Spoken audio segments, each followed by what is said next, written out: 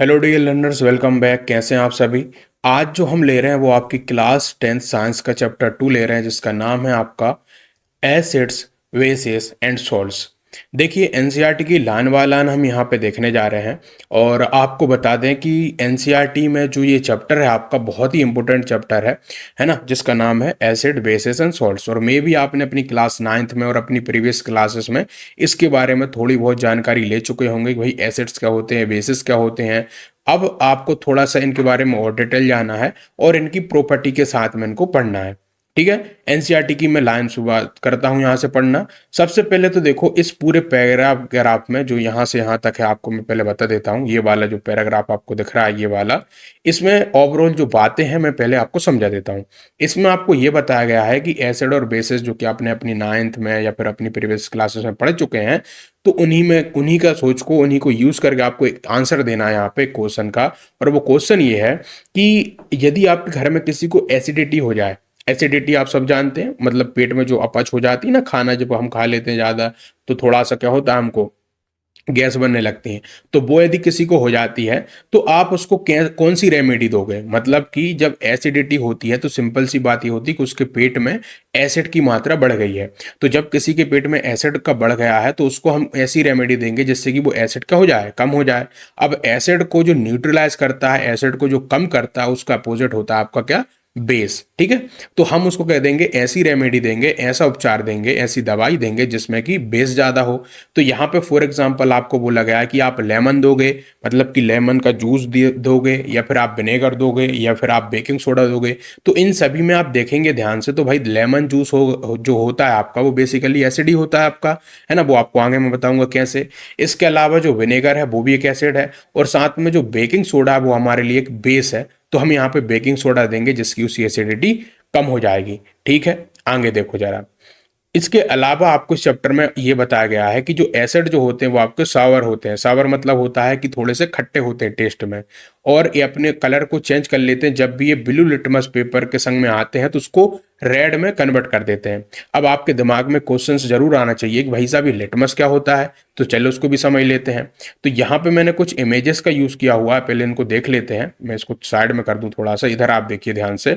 तो यहाँ पे जो इस तरीके से आपको स्ट्रिप्स दिख रही हैं, इन्हीं को कहा जाता है लिटमस पेपर। अब ये स्ट्रिप्स होती क्या है, कलर में ब्लू हो सकती हैं, पिंक हो सकती हैं, रेड हो सकती हैं, डिफरेंट डिफरेंट कलर में आती हैं। तो जब हमारे पास में कोई ब्लू लिटमस स्ट्रिप होंगी, तो उनको जब हम एसिड के संग में कांटेक्ट कराएंगे, उनका रिएक्शन कराएंगे, तो उनका वो कलर जो होगा वो ब्लू से रेड हो जाएगा, है ना। उसी तरीके से जब हम बेस के संग में कराएंगे, जो कि खट्टे, जो कि कड़वे होते हैं, स्वाद में बिटर होते हैं, तो वो अपना कलर चेंज करके क्या हमें दे देंगे, वो हमें रेड लिटमस पेपर को ब्लू कर देंगे। इतनी सी बात आप याद रखिए। लिटमस जो है, जैसा मैंने आपको अभी बताया, कि नेचुरल इंडिकेटर है। अब आपके दिमाग में फिर से क्वेश्चन आना चाहिए कि सर आपका ये इंडिकेटर क्या चीज होती है। तो इंडिकेटर मतलब कि वो जो कि हमें इंडिकेट करते हैं कि कौन चीज हमारी बेस है और कौन हमारी चीज एसिड है। ठीक है। मतलब जो इंडिकेट करे, इंडिकेट मतलब बताना किसी को। आपकी गाड़ी में इंडिकेटर नहीं होते आपको जो डायरेक्शन बताते हैं कि भाई गाड़ी को इधर ले जाना है, इधर ले जाना। तो वैसे ही लिटमस पेपर भी जो है हमारे लिए एक इंडिकेटर है, जो कि इंडिकेट कर रहे हैं। ठीक है। अब हमारे पास में कुछ नेचुरल इंडिकेटर होते हैं, जैसे कि टर्मरिक जो है, आपकी जो हल्दी होती है, वो आपका एक ऐसा इंडिकेटर है जो कि आपको नेचुरली कहीं भी मिल जाएगा, है ना, नेचर में। तो वो हमें क्या करेगा, इंडिकेट। फॉर एग्जाम्पल आपने कभी भी देखा होगा कि भाई आपकी शर्ट पे या कहीं पे भी करी के दाग लग जाए। करी मतलब कि कोई भी घर में सब्जी वगैरह बनी हो और उसमें हल्दी डली हो, तो वो उसके आपके शर्ट पे लग जाए, और जब आपकी मम्मी उसको क्या करेंगी, वॉश करेंगी उस जगह को जहाँ पे आपका हल्दी का दाग लगा हुआ है, तो आप क्या करेंगे, उसको जो सोप होगी, है ना, सोप जो होगी मतलब साबुन जो होगी, उसका यूज करके धोएंगे। तो जब हम साबुन का यूज करके धोते हैं तो उस जगह पे जहाँ पे हल्दी लगी हुई थी वो आपकी कैसी हो जाती है, हल्की सी रेडिश ब्राउन करके हो जाती है। और इससे ये इंडिकेट होता है कि जो हल्दी हमारे लिए इंडिकेट करता है कि जहां कहीं भी आपका बेस होगा, उसको हल्दी क्या कर देगी, रेड में कन्वर्ट कर देगी, उसको लाल बदल देगी। ठीक है। तो इसका ये मतलब है। इसके अलावा हमारे पास में बहुत सारे ऐसे इंडिकेटर्स हैं जो कि हमें एसिड या फिर बेस को बताते हैं।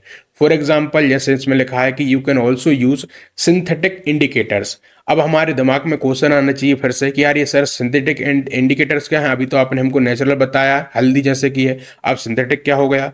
सिंथेटिक इंडिकेटर्स वैसे इंडिकेटर हैं जो कि हमें एसिड और बेस तो बताएंगे, लेकिन उनको हम क्या कर सकते हैं, प्रिपेयर कर सकते हैं, है ना। इनको हम लैब वगैरह में प्रिपेयर करेंगे, जैसे कि मिथाइल ऑरेंज, है ना, फिनोल्फ्थलीन, एसिड एंड जो है बेसिस को हमको बताएंगे। अब मिथाइल ऑरेंज और फिनोल्फ्थलीन को मैंने थोड़ा सा यहाँ पे आपको बताया भी हुआ है ना, ये दिखता कैसा है एक बार इसको हम देख लेते हैं। तो मैंने शायद उसको आंखें लगाया हुआ है आपका, है ना, ये देखिए ये इस तरह का होगा, आपका ट्रांसपेरेंट कलर में होगा, ये आपको दिख रहा है यहाँ पे। तो इसको जब भी आप क्या करेंगे, किसी भी बेस पे या किसी भी एसिड पे डालेंगे तो ये अपना कुछ कलर चेंज करेगा, वो आपको पता देगा कि भाई वो एसिड है या बेसिक है नेचर में। ये थोड़े आपको दिख रहा है मिथाइल ऑरेंज, ये आपको दिख रही होगी, है ना, डिब्बी, ये इस तरीके की, इसमें आपका ये कलर दिख रहा है। तो इस तरीके के आपके होते हैं। चलिए और आगे हम देखते हैं बातें क्या क्या हमारी बुक में दी गई हैं।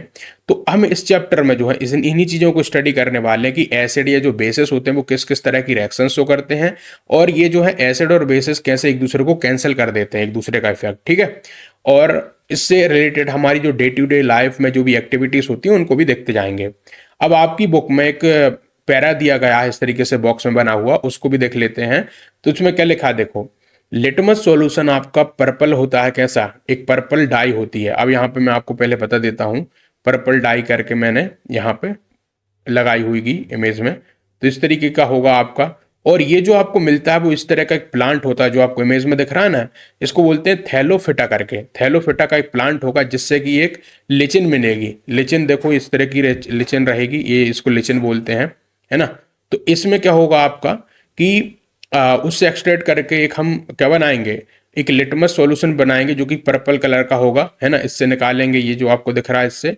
और वेन इसमें लिखा है कि वेन लिटमस जो है सॉल्यूशन इज नाइदर एसिडिक और not basic its colour is purple. मतलब कि जब कोई भी सॉल्यूशन वगैरह हमको मिल जाता है जो कि वहां पे हमारे पास में रहेगा, तो वो आपका ना तो एसिडिक होगा ना बेसिक होगा। तो ऐसी कंडीशन पे हमारे पास में जो निकल के आएगा वो कैसे निकल के आएगा, आपका उसका कलर पर्पल रहेगा। मतलब कि नॉर्मल कंडीशन में जो आप ले रहे हैं वो आपका पर्पल इन कलर रहेगा। लेकिन वहीं पे आप क्या करेंगे, जब उसको एसिड या बेस से रिएक्ट कराएंगे तो उसका कलर बदल जाएगा, वो हम आगे बताएंगे। सो यहाँ पे लिखा है कि there are many other natural materials, जैसे कि रेड कैबेज लीव्स जो हो गई, मतलब कैबेज जो होता है ना खाने वाली कैबेज, उसका लीव्स हो गई, पत्तियां हो गई, टर्मेरिक हो गई, कलर्ड पेटल्स हो गए of some flower such as जो का क्या लिखा है, हाइड्रेंजिया, ये देखो आपका हाइड्रेंजिया है। पिटूनिया, ये आपको इधर दिख रहा है आपका पिटूनिया है, यहाँ पे मैं बता देता हूँ ये आपका पिटूनिया है। उस तरीके से आपका ग्रेनियम, ये आपको जो ऊपर दिख रहा है ग्रेनियम। तो इस तरह के आपके फ्लावर जो होंगे वो क्या करेंगे, इंडिकेट करेंगे एसिड या बेस को, जब भी उसको हम उनके संग में मिलाएंगे। तो these are called acid base indicator, इनको एसिड बेस इंडिकेटर्स कहते हैं, और समटाइम्स सिंपली इंडिकेटर भी कहा जाता है। क्लियर है यहाँ तक हमें। अब एक आपके लिए क्वेश्चन है, उसको भी हम पढ़ लेते हैं, समझ लेते हैं क्या है भाई। देखो लिखा हुआ है कि you have been provided with 3 test tubes. आपको क्या करा जा रहा है कि 3 टेस्ट ट्यूब दे दी जा रही हैं, है ना। आप टेस्ट ट्यूब जो भी बच्चे नहीं जानते पहले उनके लिए इमेज में बता देता हूँ। यहाँ पे जो आपको दिख रही है इन्हीं को कहा जाता है कि आपका टेस्ट ट्यूब, है ना, जो कि टेस्ट करने के लिए यूज आती है। इस तरह की ट्यूब्स होंगी जिसमें कि कुछ भी हम सॉल्यूशन भर के कर सकते हैं, ठीक है। तो आपको 3 दे दी गई हैं। अब उनमें से बोल रहा है कि one of them contains distilled water and other two contain an acidic solution and a basic solution respectively। देखो अब यहाँ पे आपके लिए एक चीज है वो एक आप समझनी पड़ेगी आपको, जिसका नाम है डिस्टिल्ड वाटर। अब आपको ये समझना पड़ेगा भाई डिस्टिल्ड वाटर का मतलब क्या है। डिस्टिल्ड वाटर वैसा वाटर है जिसको थोड़ा सा हम क्या करेंगे, गर्म करेंगे, बॉयल करेंगे, फिर से ठंडा करेंगे, जिससे कि उसके अंदर से जितनी भी इंप्योरिटीज हैं, जितनी भी फालतू उसमें चीजें होंगी वो सब उसमें से गायब हो जाएंगे। उसको कहेंगे डिस्टिल्ड वाटर। मतलब एक नॉर्मल पानी को थोड़ा सा गर्म करेंगे, ठंडा करेंगे, उस तरीके से, ठीक है। अब आपको क्या करना, एक टेस्ट ट्यूब में आपको डिस्टिल वाटर रख देना है, एक में कोई भी एसिडिक सॉल्यूशन रख देना, एक में कोई भी बेसिक जो है सॉल्यूशन रख देना है, ठीक है, 3 टेस्ट ट्यूब में। If you are given only a red litmus paper, अब आपको सिंपली हम एक रेड लिटमस पेपर दे रहे हैं और आपको हमने 3 टेस्ट ट्यूब दे दी जिसमें अलग अलग चीजें भर दी हैं। अब आपको ये पता करना है हर एक टेस्ट ट्यूब में कि कौन कौन सा कंटेंट है। आपको ये नहीं पता भाई किस में बेस है, किस में आपका एसिड है, किस में डिस्टिल वाटर है, आपको बस सिंपली टेस्ट ट्यूब दे दी गई है। कैसे पता करोगे, सिंपल आपको पास में रेड ही लिटमस पेपर है तो, है ना, क्योंकि हमने भी देखा है भाई ब्लू को रेड जो करेगा वो एसिड होगा, रेड को ब्लू करेगा वो आपका जो है बेस होगा। लेकिन अभी तो हमारे पास में सिंपली रेड है, तो फिर हम कैसे करेंगे, बिल्कुल ईजी है। यदि हम उसको जो रेड लिटमस पेपर को यदि हम एसिड वाले में डालेंगे तो वो रेड रेड ही रह जाएगा, तो हमें पता चल जाएगा कि उस टेस्ट ट्यूब में हमारा क्या है, रेड लिटमस, जिसमें रेड रह गया वो हमारा कौन सा होगा, वो हमारा एसिडिक होगा। जिसमें हम डालेंगे कि हमारा रेड को ब्लू कर देगा, उसमें हमारा बेस होगा। और जिसमें हमारा डिस्टिल्ड वाटर होगा उसमें भी हम डालेंगे तो उसका कलर जो है क्या हो जाएगा, रेड से गायब होके आपको क्या मिल जाएगा, पर्पल मिल जाएगा। तो ऐसे चीज जो होगी आपकी, उसमें आपको पता चल जाएगा तीनों में क्या क्या आपका कंटेंट भरा हुआ है, किसमें क्या है ना, तीनों टेस्ट ट्यूब में। सिंपली इतनी सी बात थी। अब इसके आगे की हम बात करेंगे जो कि आपका है 2.1, understanding the chemical properties of acid and bases. चलिए इसको लेना और समझना शुरू करते हैं। सबसे पहले तो यहाँ पे लिखा है कि acids and bases in the laboratory. देखो, लैब आपकी होगी स्कूल वगैरह में, तो उसमें आप एसिड बेस आपको मिल जाएंगे। लेकिन यदि नहीं है और आपको ये समझना है तो कोई दिक्कत की बात नहीं है, हम चीज़ आपको यहाँ पे सब कुछ बताने वाले हैं। सुनो, इसके लिए आपको क्या करना है, एक एक्टिविटी है 2.1 करके। अब इस एक्टिविटी में आपको क्या है, कुछ एसिड्स दिए हैं और कुछ बेस दिए हैं। अब आपको नहीं पता है भाई कौन एसिड है और कौन बेस है, बट आपको ये बता दिया है कि आपको HCl ले लेना है, H2SO4 ले लेना है, HNO3 लेना है। इनके नाम होते हैं सबके, जैसे कि हाइड्रोक्लोरिक एसिड, सल्फ्यूरिक एसिड, इनके नाम में एसिड लिखा हुआ है। बट आपको जब लैब में रखे होंगे कुछ इस तरह से डब्बों में बंद, तो आपको थोड़ी पता हुआ है भाई साहब ये कौन सा एसिड है, क्या है, जस्ट वो तो रखा रहेगा। तो ये सब आपके एसिड होंगे। अब आपको करना यह है कि इन एसिड को और इन बेस को, जैसे कि पोटासियम हाइड्रोक्साइड, सोडियम हाइड्रोक्साइड, ये बेस होते हैं नेचर में। अब इनको आपको ले लेना है। अब इनको कहाँ पे लेना है, क्या करना है, मैं आपको बताता हूँ। इनका सॉल्यूशन लेना है। पहले तो जो बच्चे नहीं जानते भाई सॉल्यूशन का क्या मतलब होता है, पहले वो समझ लो। सॉल्यूशन मतलब होता है कि कोई भी क्या है, कुछ वाटर वगैरह में घोल के या फिर उसको क्या करा जाए, थोड़ा सा गीला करके जो हमारे पास में लिक्विड होगा उसका एक सॉल्यूशन होता है, ठीक है। जैसे इन सभी का एक सॉल्यूशन होगा। तो उस सॉल्यूशन को हमको क्या करना है, ले लेना है और उसकी ड्रॉप वगैरह को ले लेनी है। और किस में लेनी है, एक बोझ ग्लास में ले लेनी है। बोझ ग्लास आप सब जानते हो, मैंने आपको बताया था ना, एक देखने के लिए एक बोझ ग्लास होता है आपका, प्लेट की तरह। तो उसमें ले लेना है आपको उनकी ड्रॉप्स वगैरह को। एंड एक टेस्ट ले लेना आपको, क्या विथ है उसको टेस्ट करना उन ड्रॉप्स को ऑफ द इंडिकेटर जो कि आपको टेबल 2.1 में दिए गए हैं। अब वो इंडिकेटर कौन कौन से वो आपको बताता हूँ। फॉर एग्जाम्पल यहाँ पे मैं HCl ले लेता हूँ, ठीक है। क्या ले लेता हूँ, HCl। और उसको मैं रेड लिटमस पेपर सॉल्यूशन के संग में उसका रिएक्शन कराता हूँ, किसका, उन ड्रॉप्स का। बुझ वॉश ग्लास में मैं क्या करूँगा, मैं ये वॉश ग्लास थी मेरी, इसमें मान के चलिए, है ना, इसमें मैंने HCl डाला हुआ था। इसमें क्या करूंगा, मैं रेड लिटमस सॉल्यूशन लूंगा और उसमें पोर कर दूंगा, डाल दूंगा दो एक बूंद, ठीक है। तो फिर मेरे पास में क्या होगा, क्या चेंज आएगा। इसी तरीके से ब्लू लिटमस सॉल्यूशन लूंगा ऐसे ही, फिर उसमें क्या आएगा। इसी तरीके से मैं फिनोल्फिथिलीन लूंगा, है ना, इसका नाम बहुत मुझे अजीब लगता है बोलने में, फिनोल्फिथिलीन करके इसको कहा जाता है, तो उसको हम लेंगे। फिर हम मिथाइल ऑरेंज सॉल्यूशन लेंगे। तो इस तरीके से अलग अलग सॉल्यूशन हम ले रहे हैं और फिर उनकी रिएक्शंस करा रहे हैं कि हमें कौन सा क्या मिल रहा है, ठीक है। अब मैं आपको एक टेबल बताता हूँ, है ना, एक टेबल फॉर्मेट में हम इनको देख लेते हैं जिससे आपके लिए ईजी रहेगा समझना।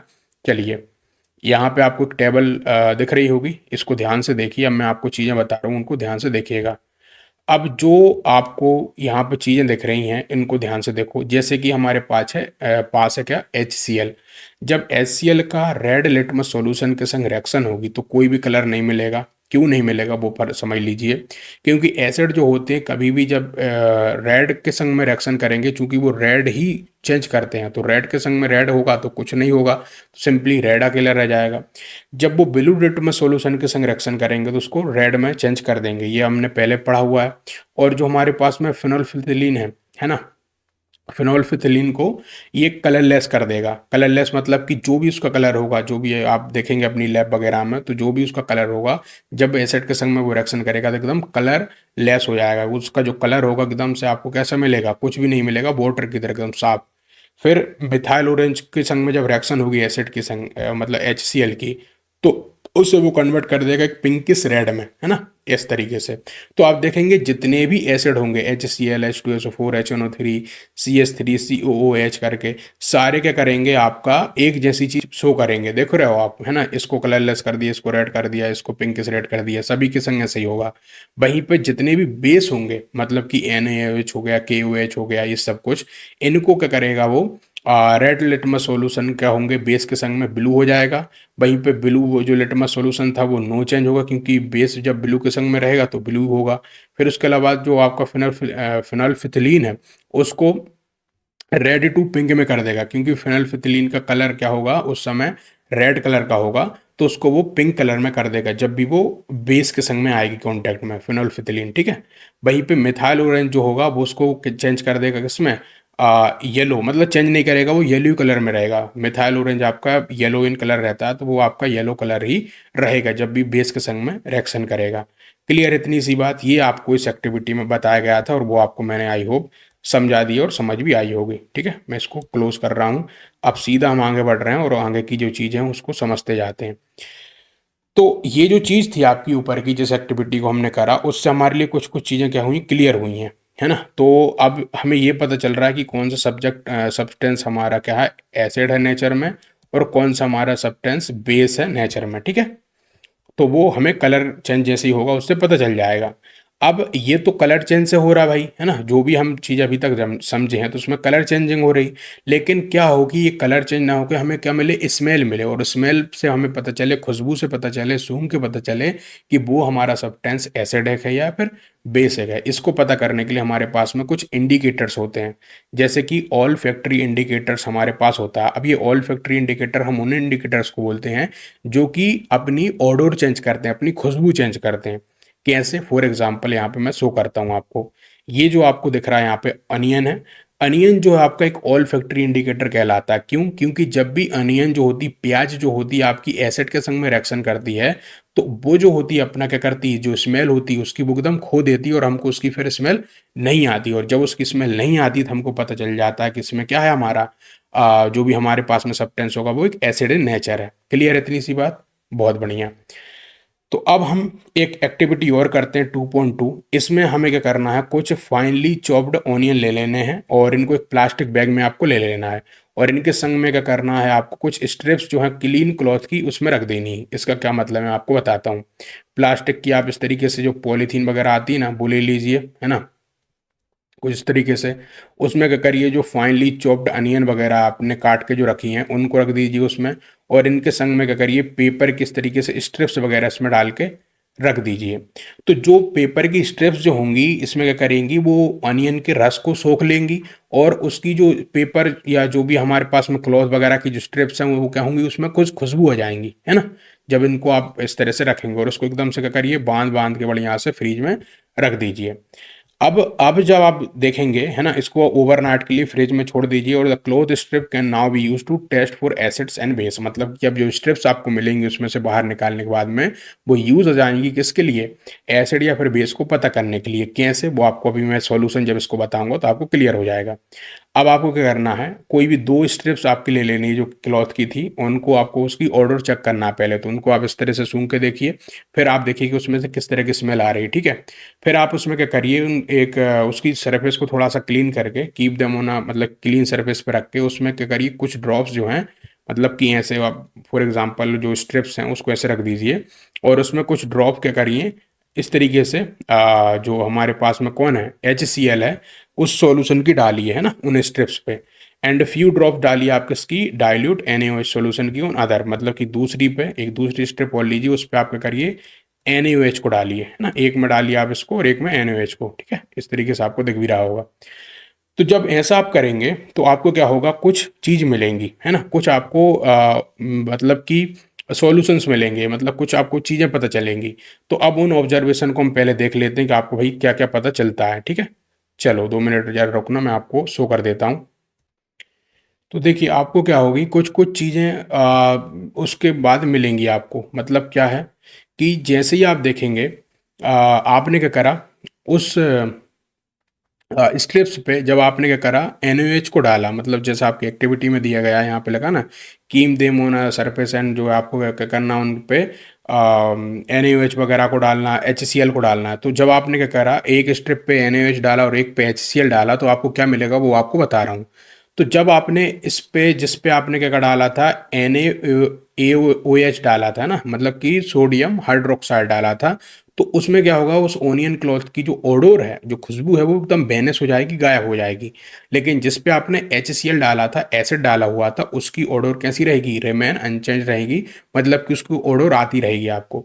तो इससे क्या आपको समझ आया भाई, इससे हमें समझ ये आया कि जिस पे हम क्या कर रहे हैं, आपका HCl डाल रहे हैं, मतलब कि जिसमें एसिड की रिएक्शन हो रही है, तो उसमें क्या होगा, हमारा वो खुशबू बरकरार रहेगी, हमें उस खुशबू मिलती रहेगी। लेकिन जब बेस के संग में रिएक्शन होगी किसकी, इस ओनियन की, इन ओनियन स्ट्रिप्स की, तो हमें क्या होगी, उसकी खुशबू चेंज हो जाएगी। तो हमें पता चल जाएगा कि ये हमारा जो सब्सटेंस है वो हमारा बेसिक इन नेचर है। ठीक है। आगे क्या था उसमें आपका एक्टिविटी में, कि आपको क्या करना था, फिर dilute banana essence and clove oil ले लेना था और उनकी ऑर्डर को चेक करना था। And take some dilute HCl on one test tube and the dilute NaOH solution in another, add a few drop of vanilla dilute vanilla essence to both test tube and shake well, check order again and change in order if से, मतलब कि आपको बताना है, कोई भी आता है तो। देखो, सबसे पहली बात तो वनीला के संग में भी यही केस होगा कि जो वनीला की ओडोर है वो बेनेस हो जाएगी जब भी NaOH उसके संग में मिलेगा, बेस उसके संग में मिलेगा। लेकिन वहीं पे जब वो HCl के संग रिएक्शन करेगी, एसिड के संग रिएक्शन करेगी, कौन, वनीला जो है आपका, वनीला एसेंस, वनीला की जो खुशबू, तो वो क्या होगा आपका, अनचेंज रहेगा, मतलब उसमें से कोई भी चेंज नहीं आएगा। तो similarly test the test change in the odor of the clove oil with dilute HCl and the dilute NaOH solution and record your observation, तो वो भी हम कर लेते हैं। तो जो ऑर्डर है क्लोव का ऑयल बेस ना NaOH, फिर से यही होगा कि जब बेस के संग में क्लोव ऑयल जो रहेगा, जब रिएक्शन करेगा तो उसका भी यही होगा, अपना चेंज कर देगा ऑर्डर वगैरह को। और वहीं पे जो HCl के संग में, मतलब एसिड के संग में करेगा तो अनचेंज रहेगा। तो इससे एक हमें ऑब्जर्वेशन मिल रही है, वो आपको मैं पहले बता देता हूँ यहाँ पे, क्या हमें ओवरऑल समझ आई बात।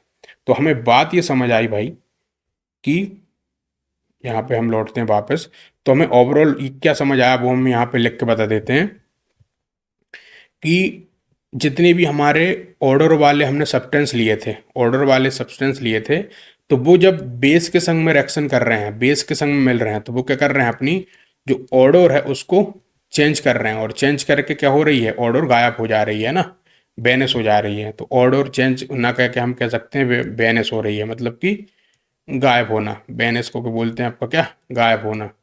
ठीक है। और वहीं पे जितने भी हमने क्या लिए हैं, आपके एसिड लिए हैं, तो वो क्या हो रहा है, जब भी उनकी हम रिएक्शंस करा रहे हैं कि उनके संग में जो ऑर्डर वाले सब्सटेंस एसिड के संग में, तो उनकी जो ऑर्डर है वो अनचेंज रह रही है, मतलब कि उसमें ऑर्डर में कोई भी चेंज नहीं आ रहा। ठीक है, क्लियर इतनी सी बात। तो यही आपको ओवरऑल बताया गया है। तो आप बोल रहा है कि which of this vanilla, onion, clove used as oil factory, तो हम तीनों को कर सकते हैं क्योंकि तीनों में एक जैसे ही रिजल्ट हमें मिल रहा है। ठीक है, तो ये था आपके लिए इसमें। अब एक और एक्टिविटी है आपकी, वो भी बहुत ईजी है, उसको भी देख ही लेते हैं क्या है। देखो, लिखा है कि how do acids and bases react with metals, मतलब कि जो मेटल होते हैं आपके, उसके संग में एसिड या बेस जो है कैसे रिएक्ट करते हैं, जब वो रिएक्ट करते हैं तो हमें क्या मिलता है। ठीक है, चलो तो इसको करते हैं जरा। तो उसके लिए हमें एक एपरेटस बनाना पड़ेगा। एपरेटस शब्द आप पहली बार सुन रहे होंगे, पहले इसको समझ लो। एपरेटस हम उसको बोलते हैं जिसमें कि हम क्या करते हैं, कुछ कुछ चीज़ों का यूज़ करते हैं। जैसे कि आप यहाँ देखेंगे हम स्टैंड का यूज़ कर रहे हैं। फिर इसके अलावा आप देखेंगे तो हम प्रॉपर एक पूरा स्टैंड लिया हुआ है, फिर हमने टेस्ट ट्यूब उस तरीके से कनेक्ट करा हुआ है, फिर यहाँ से पाइप गया हुआ है। तो जो पूरा हमको ओवरऑल दिख रहा है, इसी चीज़ को कहा जाता है कि एपरेटस। ठीक है, तो इस एपरेटस को लेना ना, जैसा कि आपको इसमें दिख रहा है आपको। ठीक है, अब करना क्या है वो आपको समझिए। यहाँ पे अब आपको 5 ml डाइल्यूट सल्फ्यूरिक एसिड ले लेना है। अब जो बच्चे डाइल्यूट वगैरह शब्द को नहीं जानते, पहले वो समझ लो। डाइल्यूट का जो मीन होता है वो सिंपली होता है कि एकदम कैसा, गीला सा, है ना। मैं इसको हिंदी में लिख देता हूँ, गीला, एकदम, एकदम होता है ना पतला सा, एकदम गीला चीज, उसको बोलते हैं डाइल्यूट। वहीं पे एक होता है कंसंट्रेटेड। कंसंट्रेटेड मतलब कि हल्का सा गाढ़ा। तो दो शब्द आपके बहुत आएंगे आपकी पूरी ओवरऑल इस चैप्टर में भी और आगे की जो भी आप पढ़ेंगे उसमें, कि डाइल्यूट और कंसंट्रेटेड। तो आप समझ लीजिए, डाइल्यूट एकदम पतला सा और कंसंट्रेटेड गाढ़ा सा। तो आप क्या करना है, गीला सा एकदम से पतला सा, आपको क्या करना है, सल्फ्यूरिक एसिड ले लेना है, 5 ml लेना है आपको, एक टेस्ट ट्यूब में ले लेना है और ऐड करना है उसमें क्या, कुछ पीसे जिंक ग्रेन्यूल्स के। ग्रेन्यूल्स मतलब होते हैं टुकड़े वगैरह, जिंक के आपके टुकड़े लेना है, उसमें उसको टेस्ट ट्यूब में डाल के एसिड के संग में उसकी रिएक्शन करा देनी, जैसा आपको यहाँ पे दिख रहा होगा। ठीक है, तो अब बोल रहा है कि आप क्या ऑब्जर्व करेंगे, है ना, जो सरफेस होगी जिंक ग्रेन्यूल्स की, उसमें क्या आपको देखने को मिलेगा। सभी मैं सॉल्यूशन बताऊंगा, पहले हम देख लेते हैं पूछ क्या रहा हमसे। एंड फिर जब हम पास कराएंगे क्या, the gas being evolve through the soap solution. Soap solution से हम किसको पास करा रहे हैं, देखो यहाँ पे जिंक के ग्रेन्यूल्स पड़े हुए हैं, यहाँ पे पूरे में एसिड भरा हुआ है। इसकी जब रिएक्शंस होगी तो गैस इवॉल्व होगी इस बबल के फॉर्म में। इसको हम यहाँ से लेंगे और यहाँ से पास होते हुए एक सोप का सॉल्यूशन यहाँ पे बना हुआ, कोई भी साबुन का बना लीजिएगा, घर पे होगी। तो जब ये बुलबुले इससे निकलेंगे और हवा में उड़ते जाएंगे तो फिर एक कैंडल हम रखेंगे और इसको जब हम इससे कराएंगे तो हम क्या होगा, पॉप साउंड आएगा। ठीक है, ये देखिए यहाँ पे लिखा है बर्निंग ऑफ हाइड्रोजन गैस बता पॉप साउंड। तो यहाँ से एक हाइड्रोजन गैस निकल रही होगी। तो एक आंसर तो आपको यहीं मिल ही गया है कि भाई पास द गैस, तो गैस कौन सी आपकी हाइड्रोजन है। और why are bubbles form in the soft solution, क्यों हो रहा है, क्योंकि गैस वहां पे बन रही है। And take a burning candle near gas filled bubble, ये आपको देखना है और वो आपको ऑब्जर्व करना है सब चीजें, और रिपीट करना है इस एक्टिविटी को some more acid like H C L, HNO3, CH3COOH, इन सभी के संग में आपको करना है। ठीक है, अब मैं आपको पहले इसके सॉल्यूशंस बता देता हूँ जो भी आपके होंगे, फिर हम आगे की ओर बढ़ेंगे। अभी इसमें देख लेते हैं, कुछ और बातें तो आपके लिए नहीं है। ठीक है, तो इतनी बातें थी, तो चलो मैं ही आपको बता देता हूँ उसमें हो क्या रहा है। पहली बात तो जो जिंक होता है बाय नेचर, जिंक जो होता है जब भी किसी भी एसिड के संग में रिएक्शन करता है, फॉर एग्जांपल HCl के संग में, तो ZnCl बना लेगा और एक हाइड्रोजन जो गैस होगी उसको क्या कर देगा, ये इवॉल्व कर देगा। ठीक है, ये क्या करेगा, हाइड्रोजन को इवॉल्व कर देगा। तो जो ये हाइड्रोजन निकल रही है आपकी, वो आपको यहाँ पे दिख रही होगी इस पूरे उसमें। ठीक है, ये यहाँ पे जो हो रही है नहीं पॉप साउंड करके, तो वो आपकी हाइड्रोजन ही है। और साथ में जो चीज आपको एक समझ आ रही है कि जो मेटल आपका है, कौन, जिंक मेटल है और एसिड के संग में रिएक्शन कर रहा है, तो हमेशा एक क्या करेगा, एक हाइड्रोजन को रिलीज करेगा। क्या करेगा, हाइड्रोजन को रिलीज करेगा। तो ये आपको कुछ ऑब्जर्वेशन मिल रही है यहाँ पे।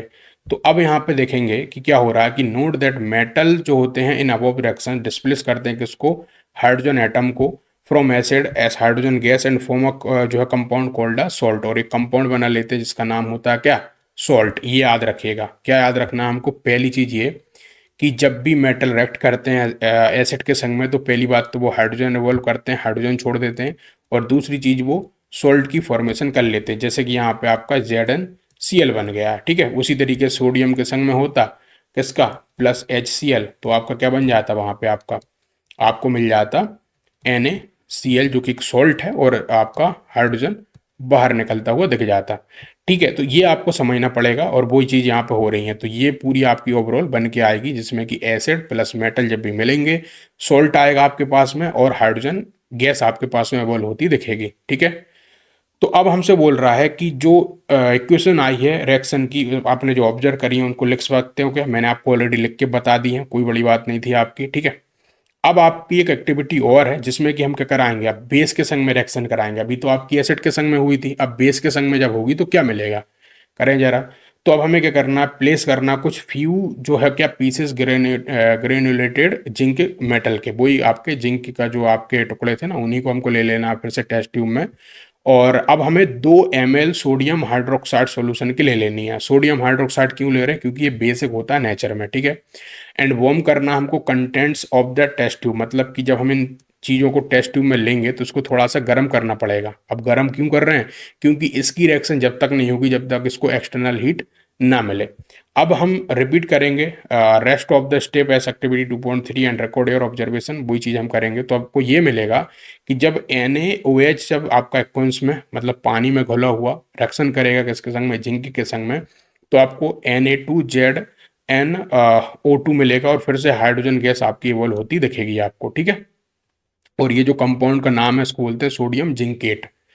तो अब आप अगेन देखेंगे हाइड्रोजन फॉर्म हो रहा है इस रिएक्शन में, लेकिन however such reaction are not possible फिर और मेटल, मतलब कि ये जो रिएक्शन आपको अभी दिख रही है वो सभी मेटल के संग में नहीं पॉसिबल है। ठीक है, तो ये बात आपको याद रखना है। तो अब आगे लिखा है कि how do metal carbonates and metal hydrocarbonate hydrogen carbonates react with acid, मतलब कि जो मेटल कार्बोनेट होते हैं और हाइड्रोजन कार्बोनेट होते हैं वो एसिड के संग में कैसे रिएक्ट करते हैं। तो इसको हम जरा समझते हैं, और इसके लिए एक एक्टिविटी आपकी 2.5 को समझना बहुत जरूरी है। चलो जरा पढ़ते हैं, समझते हैं भाई क्या है ये। तो इसके लिए हमें क्या करना है, 2 टेस्ट ट्यूब ले लेनी है फिर से, जिसको हमको लेवल कर देना है किसके संग में, एक टेस्ट ट्यूब हमको इस तरह से लेनी है, उसको A कह देना है, और एक टेस्ट ट्यूब लेनी है जिसको हमको B कह देना है। अब हमें क्या करना है, 0.5 ग्राम ऑफ सोडियम कार्बोनेट ले लेना है। अब 0.5 ग्राम ही क्यों ले रहे हैं, अब इसके पीछे भी कोई बड़ा रीज़न नहीं है, जितना हो उतना आप ले सकते हो। तो 0.5 ग्राम ऑफ सोडियम कार्बोनेट आपको ले लेना है, जिसको बोलते हैं Na2CO3 करके, इसका फॉर्मूला है ये। इसको टेस्ट ट्यूब ए में ले लेना है। About 0.5 gram of sodium hydrogen carbonate जो कि है NaHCO3 इन टेस्ट ट्यूब बी में ले लेना है, ठीक है। अब आपको 2 ml डाइल्यूट HCl डाल देना दोनों टेस्ट ट्यूब में। अब आपको क्या ऑब्जर्व आ रहा है वो आपको ऑब्जर्व करना है। अब आपको क्या करना है, पास करना है जो कि गैस प्रोड्यूस हो रही है in each case through a lime water से उसको गुजारना है। लाइम वाटर क्या होता है, कैल्शियम हाइड्रोक्साइड सॉल्यूशन होता है सिंपली, उससे इसको गुजारना है आपको। और फिर ऑब्जर्वेशन देखनी है। पहली चीज़ तो जब हम टेस्ट ट्यूब ए में जब हमने क्या डाला है, HCl डाल दिया Na2CO3 में, तो जिन दोनों की रिएक्शन होकर हमको एक कंपाउंड मिलेगा जिसका नाम है क्या, पहली बात तो सॉल्ट मिला, कौन है आपका NaCl। और आपको वाटर मिलेगा H2O। और आपको कार्बन डाइऑक्साइड गैस इवॉल्व होती दिखेगी, है ना, ये सब होगा। दूसरा, NaHCO3 जब आपका HCl से मिलेगा तो आपको फिर से सॉल्ट मिलेगा, फिर से वाटर मिलेगा, और फिर से कार्बन डाइऑक्साइड बाहर निकलती हुई दिखेगी, ठीक है। तो ये आपको मिलेगा दोनों किस में, टेस्ट ट्यूब में। अब आप देखेंगे कि जब हमने उस जो गैस निकली थी आपकी, और गैस कौन सी निकली, कार्बन डाइऑक्साइड, तो कार्बन डाइऑक्साइड को जब हमने क्या करा, लाइम वाटर के संग में रिएक्शन कराया, तो हमारे पास में एक चीज बन के आई जिसका नाम है क्या, कैल्शियम कार्बोनेट, जो कि व्हाइट प्रेसिपिटेट बन के आता है, जिसको कि हम घर में चूने की तरह यूज भी करते हैं, आपने देखा होगा। और ये एक साथ में वाटर निकाल देगा। वाटर मतलब कि आपका शायद हो सकता है भाप बन के उड़ जाए या वहीं पे रह जाए, तो वो आपको मिलेगा, ठीक है। तो on passing excess carbon dioxide, और जो बची हुई और जो आपकी कार्बन डाइऑक्साइड थी उसको भी जब हम पास कराएंगे कैल्शियम कार्बोनेट के संग में, तो हमारे पास में क्या निकल के आएगा, कैल्शियम हाइड्रोकार्बोनेट, जिसका नाम है आपका, जो कि सॉल्युबल होगा इन वाटर में। मतलब कि ये आपका एक चूना बन के आपके हाथ में जाएगा, जो कि आपको ऊपर की जो इमेज दिख रही है वो भी है। जिसमें से एक आपका क्या है, मैंने बनाया यहाँ पे, एक जो आपका है मार्बल है ना, ये जो आपको दिख रहा है ये मार्बल है। एक आपकी चौक है घर में जो आपने यूज करी होगी बोर्ड वगैरह पे। और एक आपका सिलेक्ट लाइम है, ठीक है। तो आप एक लाइम स्टोन है, तो आपको अलग अलग प्रकार के क्या मिलते हैं, इस तरीके से ये चीज़ें मिलती हैं। एक है आपका लाइम स्टोन जो यहाँ पे दिख रहा है, चौक मिलती है, मार्बल मिलता है। डिफरेंट फॉर्म होते हैं किसके, कैल्शियम कार्बोनेट के, जो कि आपको यहाँ पे बना हुआ दिख रहा है ना। और वो सिंपली इन्हीं रिएक्शन से मिलके बना है। आप इसमें दिमाग में लॉजिक मत लगाना कि कैसे ये बन गया, वो सब क्लास 11th की चीज़ें हैं। बस इतना याद रखो कि ये रिएक्शन में जब ये रिएक्ट करेगा तो कार्बन डाइऑक्साइड जब मिलेगी इसके संग में, तो हमारे पास में ये निकल के आएगा। क्लियर है। तो ऑल मेटल जो होते हैं, ऑल मेटल कार्बोनेट्स और हाइड्रोजन कार्बोनेट जो रिएक्ट करते हैं जब भी एसिड के संग में, तो हमें एक करस्पॉन्डिंग सॉल्ट देते हैं, कार्बन डाइऑक्साइड देते हैं और वाटर देते हैं। ये आपको याद होनी चाहिए। और इसको हमको लिखना हो तो हम ऐसे लिख सकते हैं कि metal carbonate and metal hydrogen carbonate हमारा हमको क्या देते हैं, जब भी एसिड के संग में रिएक्ट करते हैं तो सॉल्ट देते हैं, कार्बन डाइऑक्साइड देते हैं और वाटर देते हैं। इतनी सी बात याद रखिए, आपके मंजे ही मंजे हो जाएंगे, ठीक है। आगे बढ़ते हैं और हम ये समझते हैं कि जो एसिड जो होते हैं और बेसिस जो होते हैं जब रिएक्ट करेंगे एक दूसरे से, अभी तक तो कोई मेटल से कर रहा था, कोई किसी से कर रहा था, लेकिन क्या हो कि जब हम जैसे कि NaOH को HCl के संग में रिएक्ट करा दें तो क्या होगा भाई, देखो जरा, बहुत ही इंटरेस्टिंग चीज होगी, अभी आपको बताते हैं। तो चलिए, NaOH जो कि आपका एक बेस है और HCl जो कि आपका एक एसिड है, तो उन दोनों का रिएक्शन हम करा रहे हैं। अब यहाँ पे देखो जो एक्टिविटी है उसको हम कर रहे हैं। अब यहाँ पे शायद इन्होंने HCl नहीं लिया, कुछ और लिया, वो भी देख लेते हैं। तो आपको क्या करना है, 2 ml डाइल्यूट NaOH सोल्यूशन ले लेना है टेस्ट ट्यूब में, और ऐड करना है 2 ड्रॉप किसकी, फेनोल्फिथिलीन की, फिर से वही बेकार सा शब्द। तो फेनोल्फिथिलीन सोल्यूशन आपको ले लेना है।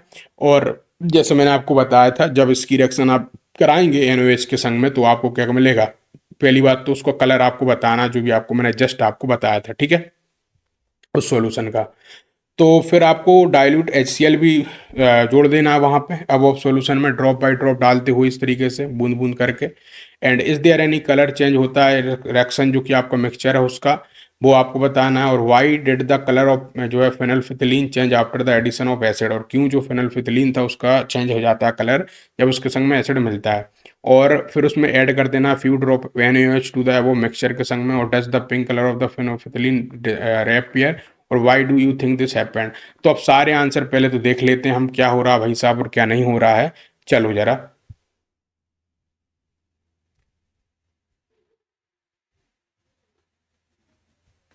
तो अभी आपको जो है कुछ कुछ चीज़ें दिख रही होंगी। अब मैं आपको बताता हूँ कि इनका क्या क्या हो रहा है यहाँ पे, ठीक है। जैसे कि सबसे पहला था कि जब आपने 2 ml डाइल्यूट NaOH लिया था और उसको फेनोल्फिथिलीन सॉल्यूशन से जब किया था, तो जो उसका कलर था सॉल्यूशन का वो आपको पिंक इन कलर मिलेगा, पहली बात।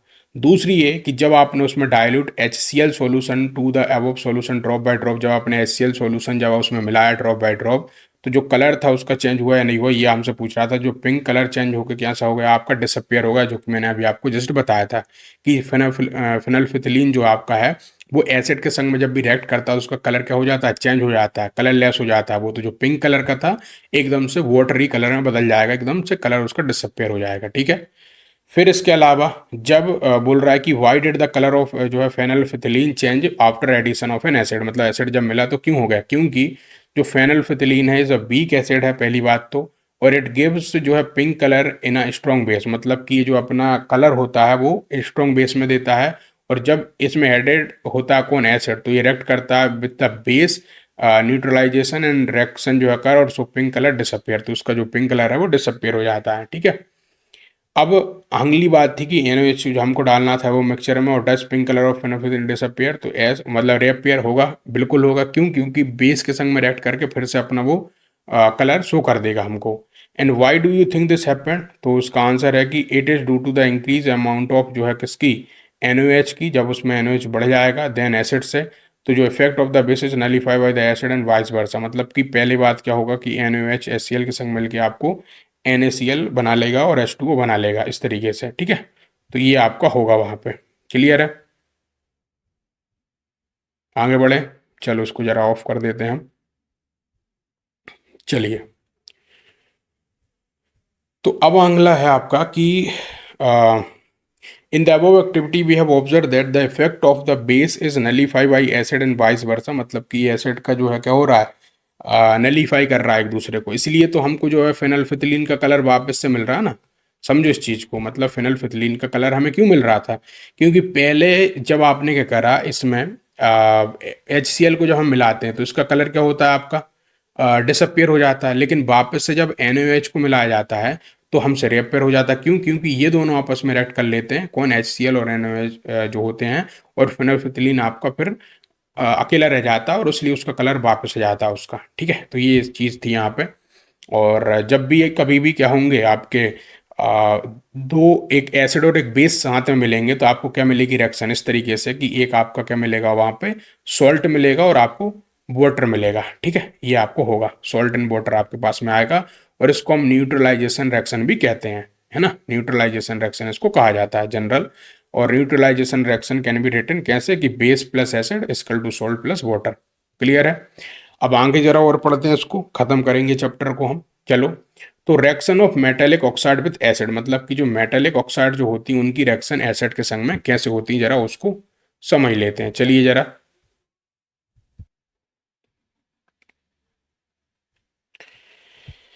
तो उसके लिए एक्टिविटी करेंगे हम 2.7, क्या लिखा है कि take a small amount of copper oxide in a beaker and add dilute hydrochloric acid slowly while stirring, मतलब कि बीकर कुछ इस तरीके का होता है एक, उसमें आपको क्या करना है, कॉपर ऑक्साइड ले लेनी है आपको, CuU इस तरीके से, और उसमें क्या करना है आपको, डाइल्यूट मतलब एकदम गीला सा पतला सा क्या करना है, हाइड्रोक्लोरिक एसिड डालना धीरे धीरे, और उसको एकदम से किसी डंडी वगैरह से स्टिक से उसको मिलाते जाना है।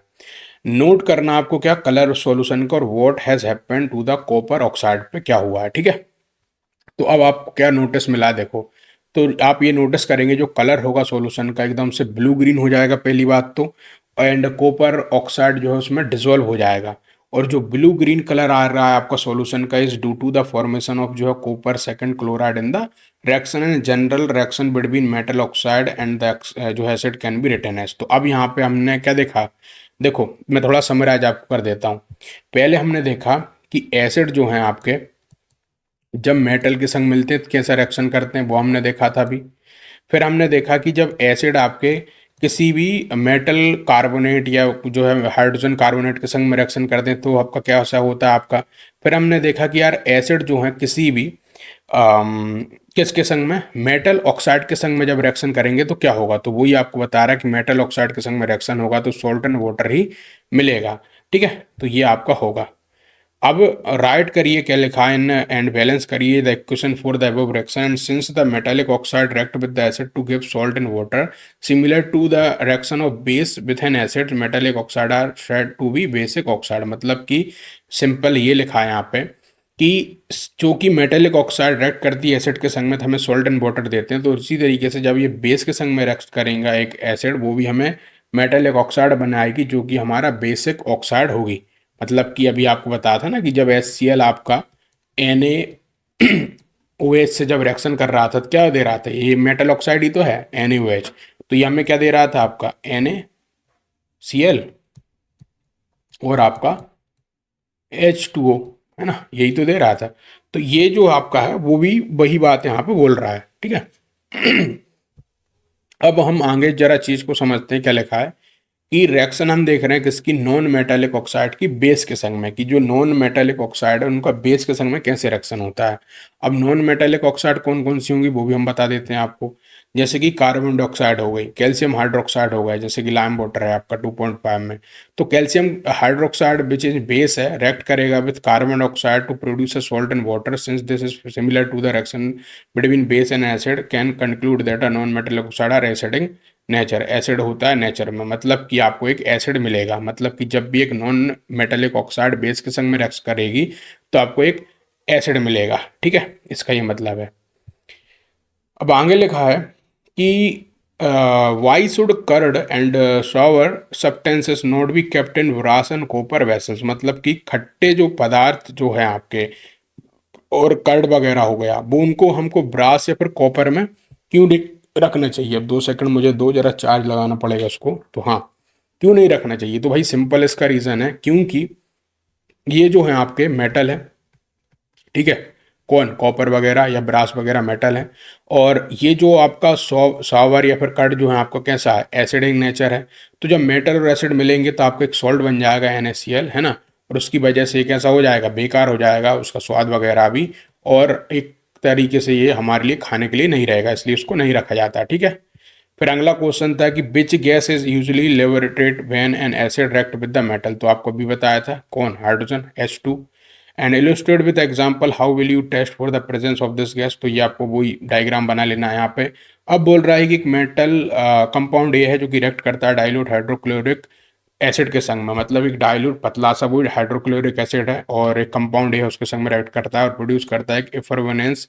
इफरवेनेंस मतलब कि हल्के से बुलबुले टाइप के, और एक गैस एबल होती है और जो कि स्टिंग्विशेस अ बर्निंग कैंडल, जो कि एक बर्निंग कैंडल को बुझा देती है। तो राइट करना आपको एक बैलेंस केमिकल, जो कि question for reaction of one of the compound forming calcium chloride, है ना, तो आपको वो बताना। तो भाई बिल्कुल सिंपल है।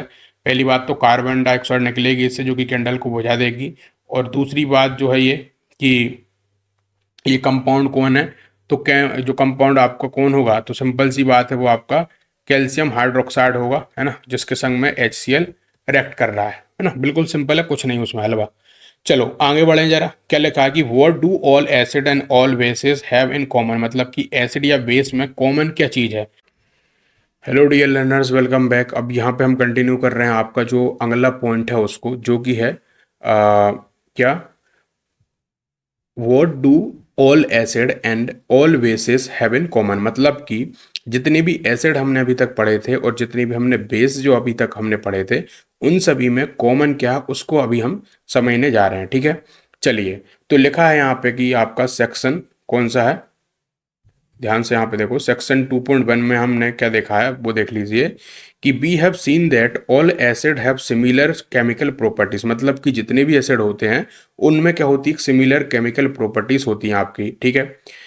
What lead to this similarities in properties? We show in activity 2.3 that all acids generate hydrogen gas। तो मतलब हमने क्या देखा था जब 2.3 कर रहे थे एक्टिविटी, तो उसमें देखा था जितने भी एसिड्स होते हैं आपके, वो क्या करते हैं, आपका जनरेट करते हैं हाइड्रोजन गैस को, जब वो रिएक्ट करते हैं किसी भी मेटल के साथ में, ठीक है। सो हाइड्रोजन जो है हमारे लिए seem to be common to all acid, तो हाइड्रोजन जो हमारे लिए है वो सभी एसिड के लिए क्या हो गई, कॉमन हो गई। इसको सिंपल वे में आपको समझाता हूं।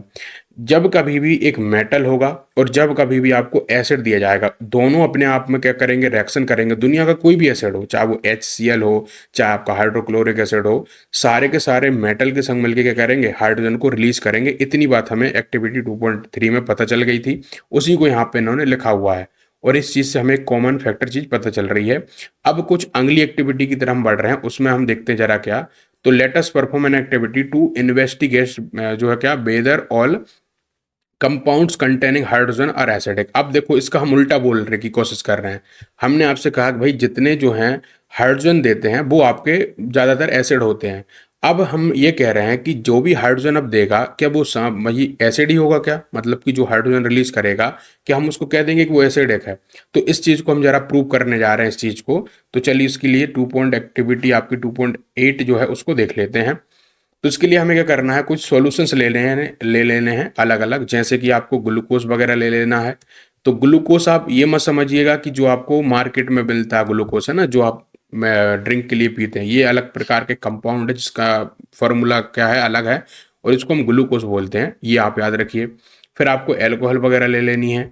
इसके अलावा हाइड्रोक्लोरिक एसिड ले लेना है और सल्फ्यूरिक एसिड ले लेना है। तो आपको ये अलग अलग चीज़ें जब ले लेंगे तो फिर आपको क्या करना है, दो जो नेल्स होंगी एक कॉर्क जो होगा उस पर फंसा देना है। अब ये कॉर्क का क्या मतलब है वो भी समझ लीजिए।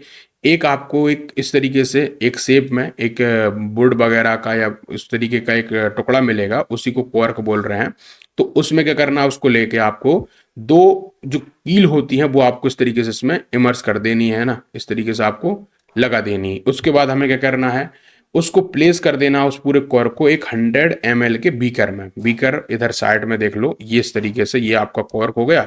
इसमें हमने दो जो है नेल्स फंसा दी हैं। ये पूरा हमारे पास में बीकर है और इसमें क्या कर रहे हैं हम, आपका आगे देखिए क्या लिखा है। अब हमें कनेक्ट कर देना उन दोनों नेल्स को किससे, एक 2 टर्मिनल का यूज करके, है ना। आप वायर आप कह सकते हो एक 6 वोल्ट की बैटरी के साथ में, और एक बल्ब वहां पे लगा लेना है आपको, एक स्विच लगा लेनी है जो कि आपको फिगर 2.3 में दिख रहा है। देखो इस तरीके से हमने टर्मिनल इस तरीके से फिट कर दिए यहाँ पे। ये आपकी बैटरी लग चुकी है, ये आपका बल्ब लग चुका है, ये एक स्विच है। इस तरीके से आप सब चीज़ें जब कर लेंगे, फिर उसके बाद में आप देखिए क्या करना है आपको। आपको वहां पे पोर कर देना क्या, सम डाइल्यूट HCl को बीकर में एंड स्विच ऑन कर देना करंट को, मतलब कि आप इसमें डाइल्यूट HCl डाल दीजिए। अब डाइल्यूट HCl का क्या मतलब है वो समझ लो, मैंने आपको पहले बताया हुआ है। पानी में घुला हुआ या फिर बिल्कुल एकदम पतला सा हमको HCl इसमें लेना और उसके अंदर में डाल देना है, ठीक है। फिर आपको क्या करना है, उस जो स्विच है आपकी यहाँ पे जो लिखी है ये है ना, उसको क्या कर देना, ऑन कर देना है। फिर इसको आपको जो HCl आपने डाल के करा, फिर आप उसको खाली करिए उस बीकर को। फिर अगली जो करना आपको किसके संग करना है, डाइल्यूट सल्फ्यूरिक एसिड के संग में। फिर जब दोनों के संग में आप करके देखेंगे, एक बार में HCl के संग में, एक बार में सल्फ्यूरिक एसिड के संग में, तो दोनों में आपको क्या ऑब्जर्वेशन मिलेगी, तो मैं आपको यही बता देता हूँ। और आपको ऑब्जर्व ये होगा कि दोनों बार क्या होगा, जब जब इसमें HCl होगा और सल्फ्यूरिक एसिड होगा और हम स्विच ऑन करेंगे तो ये बल्ब हमें ग्लो करता दिखेगा, ठीक है। एक हमें चीज मिलेगी। फिर उसके बाद में बोल रहा है कि हमें यही एक्सपेरिमेंट जो है रिपीट करना है सेपरेटली, किसके संग में, ग्लूकोज के संग में, और कौन भाई साहब के संग में, एल्कोहल के संग में, है ना। तो एल्कोहल जो है आपकी उसके संग में करना है और आपका ग्लूकोज के संग में करना है। दोनों के संग में जब करेंगे तो फिर आपको क्या होगा वो आपको बताना है। तो जब आप एल्कोहल लेंगे या फिर आप जो है ग्लूकोज लेंगे, तो दोनों ही टाइम पे ये आपका जो बल्ब है वो नहीं जलेगा स्विच ऑन करने पे। तो फिर आपसे क्या पता चल रहा है, तो हमें ये पता चला कि आप देखो पूछ भी रहा है कि does the bulb glow in all the cases, तो बिल्कुल नहीं भाई, ऑल केसेस में हमारे पास में वो ग्लो नहीं कर रहा है। जब जब HCl था, जब जब हमारे पास में सल्फ्यूरिक एसिड था तब ग्लो करेगा, बाकी ग्लूकोज और हमारा उसके संग में ग्लो नहीं करेगा। तो ये हमें यहाँ से पता चल रहा है। अब आगे देखिए क्या हो रहा है इससे। तो यहाँ पे जो बल्ब आपका start glowing in the case जब आपका क्या होगा वहां पे एसिड होगा, मतलब कि जब जब एसिड का यूज करेंगे तब तब ग्लो करेगा, फिगर 2.3 के अकॉर्डिंग। और what you will observe that glucose और जो आपका एल्कोहल है वो आपके क्या करेंगे, जो सॉल्यूशन है वो कंडक्ट नहीं करते हैं किसको, इलेक्ट्रिसिटी को, इसलिए वो ग्लो नहीं करेगा बल्ब उस टाइम पे। So glowing of the bulb हमें ये इंडिकेट कर रहा है कि that there is a flow of electric current through the solution. इससे हमें ये पता चल रहा है कि जब जब आपका इलेक्ट्रिक करंट फ्लो कर रहा है तो मतलब कि यहाँ पे एसिड उसका हेल्प कर रहा है। तो इलेक्ट्रिक करंट जो होता है वो कैरिड होता है through the acidic solution by the ion से। अब यहाँ पे ये बात आपके लिए बहुत ही इंपोर्टेंट है, और वो क्या है, एक नया आपके लिए एक शब्द आया जिसका मीन उसका क्या है, आपका नाम आयंस करके। तो पहले हम इसको समझ ले जरा भाई आयंस का क्या मीन है, उसके बाद हम आगे बढ़ेंगे। देखो आयंस जब जनरेट होते हैं, जब कोई भी आपका फॉर एग्जांपल मैंने कहा सोडियम, सोडियम जब अपना एक इलेक्ट्रॉन किसी को दे दे इस तरीके से, तो उस पे एक आयन जनरेट हो जाएगा और एक पॉजिटिव आयन इसके पास आ जाएगा। वहीं पे जो कि Cl है आपका, एक इलेक्ट्रॉन जब किसी से लेता है तो इसके पास में एक नेगेटिव आयन आ जाता है। तो ये आयन आपके क्या होते हैं, एक चार्ज को डिनोट कर रहे होते हैं, आप ये समझ लीजिए अभी के लिए। तो ये आयन जो होते हैं वही क्या करते हैं, हमारा कोई भी इलेक्ट्रिक चीज को कंडक्ट कराने में मदद करते हैं। अब चूंकि जो एसिड्स होते हैं उनमें क्या होता है, हमारे पास में एक H प्लस आयन होता है। क्या होता है, H प्लस आयन होता है, जो कि आपका उसको हम कैटायन करके बोलते हैं, याद रखिएगा। जब हमारे पास में वो प्लस होगा, पॉजिटिव होगा, तो उसको हम कैटायन बोलेंगे। और एक होगा जो कि नेगेटिव चार्ज को अपने ऊपर रखेगा, उसको एनायन बोलेंगे। तो मैं इसके ऊपर भी लिख देता हूं, कैटायन मतलब कि पॉजिटिव चार्ज, एनायन मतलब कि नेगेटिव चार्ज। तो कैटायन कौन होगा यहाँ पे, जो कि एसिड से निकल के आपका H प्लस बनाया। और एनायन कौन भाई साहब हो जाएंगे, जैसे कि आपका Cl नेगेटिव वगैरह हो गया, इधर पे आपका लिखा है ना, जो कि HCl में आपको मिलेगा। HNO3 जो कि माइनस इस तरीके से जो आपका दिख रहा है आपको, है ना, आयंस वो क्या है, एनायन करके वो आपको दिख रहा है। तो ये जो आपको अलग अलग दिखते हैं, जो कि किस में दिख रहा है, NO3 नेगेटिव, जो कि HNO3 में दिखेगा आपको, है ना। वहीं पे SO4 जो कि ट्वाइस, जो कि नेगेटिव आपको दिख रहा है यहाँ पे आयन, वो आपको H2SO4 में दिखेगा। इस तरीके से ये वाले भाई साहब इसमें दिखेंगे। तो ये क्या है, आपके एक कैटायन होते हैं और एनायन होते हैं, और इन्हीं की वजह से क्या होती है, आपकी इलेक्ट्रिसिटी वहां कंडक्ट हो पा रही है। अब आगे देखो, सिंस जो कैटायन आपके प्रेजेंट है किसमें, यहाँ ध्यान दीजिए, किसमें, एसिड्स में, इज H प्लस, मतलब ये आपको बोला ना, जो कैटायन आपका है वो कौन है, H प्लस है। ये सजेस्ट कर रहा है कि एसिड जो है प्रोड्यूस करते हैं किसको, हाइड्रोजन आयंस को। और H प्लस एक्वेंस इन सॉल्यूशन, मतलब कि H प्लस एक्वेंस हमको देते हैं किसमें, सॉल्यूशन में, which are responsible for their acidic property. तो इससे हमको ये प्रूफ होता है। तो ओवरऑल यदि मैं इसको समझाऊं आपको, इस पूरी चीज का जो मीन रहा है, जो हमने अभी तक यहाँ पे समझा है, वो यही समझा है। क्या, मैं इसको लिख देता हूं कि भाई एसिडिक क्या करते हैं, H प्लस आयन आपका देते हैं। बस इतनी सी बात आपके दिमाग में रखिए, आपका काम हो जाएगा। ठीक है, आगे बढ़ते हैं जरा। अब लिखा है भाई, क्या हो जब एक एसिड या फिर एक बेस क्या हो, वाटर के सॉल्यूशन में हो। अब वाटर सॉल्यूशन में होगा तो एसिड या बेस कैसे रिएक्ट करते हैं, क्या चीज उनके संग में होती है, उसको जरा हम देखते हैं। देखिए, तो बोल रहा है हमसे, क्वेश्चन है कि भाई, do acids produce ions only in aqueous solution, मतलब कि जब हमने अभी देखा तो भाई H प्लस आयन आपका निकल रहा था। तो क्या जो एसिड होते हैं, क्या सिर्फ आपका एक्वेस सॉल्यूशन में ही हमको आयन देते हैं, या फिर आपको एक ड्राई वगैरह मिल जाए, या फिर एक सूखा कोई आपको दे दिया जाए एसिड, तो भी आपको मिल जाएगा। तो हमें वो चीज़ यहाँ पे प्रूव करनी है। अब उसके लिए एक्टिविटी 2.9 की हेल्प लेके करते हैं। तो इसके लिए हमें क्या करना है, 1 ग्राम सॉलिड NaCl ले लेना है। सॉलिड NaCl का मतलब यह है कि NaCl आपका देखो लिक्विड भी हो सकता है, सॉलिड भी हो सकता है ना। तो NaCl आपको ले लेना है, जो कि कैसा रहेगा, सॉलिड रहेगा। इन अ क्लीन और ड्राई टेस्ट ट्यूब में, बिल्कुल एकदम सूखी होनी चाहिए और क्लीन होनी चाहिए। ठीक है, और सेटअप कर देना एपरेटस, जो कि आपको फिगर 2.4 में दिख रहा है इस तरीके से। ये आप देखो, फिर जब आप उसको ले लोगे, तो अब आपको क्या करना है, कुछ उसमें कंसंट्रेटेड सल्फ्यूरिक एसिड डालना है। कंसंट्रेटेड सल्फ्यूरिक एसिड मतलब कि हल्का सा गाढ़ा सा सल्फ्यूरिक एसिड डालना है वहां पे उस टेस्ट ट्यूब में। अब आपको क्या ऑब्जर्व होगा वो बताइए, क्या कोई गैस वहां से आपको कमिंग आउट होती दिख रही है उस डिलीवरी ट्यूब से, तो बिल्कुल दिखेगी भाई। जब इसमें आपका H2SO4 हम डालेंगे, आपका इस तरीके से यहाँ पे दिख भी रहा होगा, है ना, H2SO4 हम जब इसमें डालेंगे, और जो कि यहाँ पे का आपका क्या है, NaCl है, तो यहाँ पे क्या करेगा कि आपका एक HCl जो है यहाँ पे फॉर्मेशन होगी। और HCl क्या होगा, यहाँ से निकल जाएगा किसके फॉर्म में, गैसियस फॉर्म में। याद रखिएगा कि इसको जो बुलबुले आपको दिख रहे हैं ना, वो आपके कौन है, HCl है, तो वो आपके बुलबुले के फॉर्म में निकलेंगे, ये हमें ऑब्जर्वेशन दिखेगी।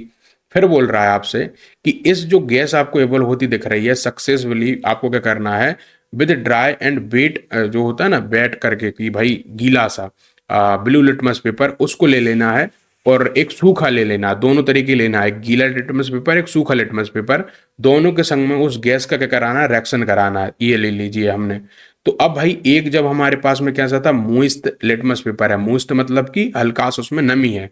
तो जब इसमें ये गैस जाएगी आपकी कौन, जो कि HCl है, और वो लिटमस के संग में रिएक्शन करेगी, तो आपको पता है भाई कोई भी जो एसिड होता है वो लिटमस जो ब्लू होता है उसको रेड कर देता है ना। तो वो यहाँ पे होगा, इस ब्लू को वो क्या कर देगा, रेड बना देगा। ठीक है, तो वो आपको यहाँ पे दिखेगा। लेकिन जब आप क्या करेंगे, जब सूखी वाली आप लेंगे, कौन पहली जो आपने क्या ली थी अभी, बोल रहे हैं, देखो मैं आपको फिर से बताता हूँ, in which case does the litmus paper change colour. तो जब आपने सूखा हुआ लिटमस पेपर लिया तो उसके संग में ये चीज़ नहीं आएगी, ठीक है। फिर अगला आपका क्या है कि on which of the above activity what do you infer about the acidic character of, मतलब कि जब आपकी ड्राई HCl गैस आपकी निकलती है और एक HCl सॉल्यूशन होता है तो आपको क्या क्या चीज़ें देखने को मिलती है। तो ये हमें देखने को मिलता है कि भाई ड्राई HCl गैस निकलेगी तो जब आपका क्या होगा, लिटमस पेपर यदि गीला नहीं होगा तो हमारा वो क्या होगा, उसको चेंज नहीं करेगा। यदि वो गीला रहेगा, वेट रहेगा, तो वो जब हमको कलर चेंज होता दिखेगा। दूसरी बात, HCl सॉल्यूशन जो है क्या होता है, दोनों ही केस में आपको दे देगा, चाहे वो गीला हो सूखा हो। तो ये आपको अंतर पता चलना चाहिए। चलिए, तो अब हमने जो ऊपर चीज़ें करी हैं उसी को अब थोड़ा सा इक्वेशंस के फॉर्म में लिख लेते हैं। तो ये जो एक्सपेरिमेंट हमने किया वो सजेस्ट ये कर रहा है कि हाइड्रोजन आयंस है जो कि आपके HCl में आ रहे हैं वो प्रोड्यूस हो रहे हैं प्रेजेंस ऑफ वाटर। मतलब कि ये हुआ हमारे पास में कंडीशन कि भाई HCl जब भी आपका निकला है ना, चाहे वो गैसियस निकले किसी भी तरीके से निकले, हमेशा लिटमस पेपर को जो चेंज करने वाली जो चीज़ होती है वो होती है उसका क्या, H+ का निकलना। और H+ जो निकलता है वो हमेशा ही किस में निकलता है आपका, जब कोई भी चीज़ कैसी होती है, गीली होती है, बेट होती है, ठीक है। तो जब यहाँ पे बोला जा रहा है कि क्या, कि HCl जब आपका वाटर प्रेजेंस होगा तभी आपका H+ देगा। The separation of H+ ion from the HCl molecules can not occur in the absence of water. तो ये बहुत ही इंपॉर्टेंट लाइन है बच्चों, इसको बिल्कुल हाईलाइट कर लो। एग्जाम में एज इट इज आपसे इस पे क्वेश्चन जरूर बनने वाला और आपसे पूछने वाला भाई कि कब HCl आपका वो करेगा और क्यों करेगा, वो भी आपको बता देना है, ठीक है। इस तरीके से आपको ये रिएक्शंस भी लिख के जानी है आपके एग्जाम में कि HCl प्लस H2O जो कि वाटर के संग में है, H3 पॉजिटिव और Cl नेगेटिव करके आपके क्या बनाएंगे, आयंस बनाएंगे। एक कैटायन होगा, एक एनायन होगा, ठीक है।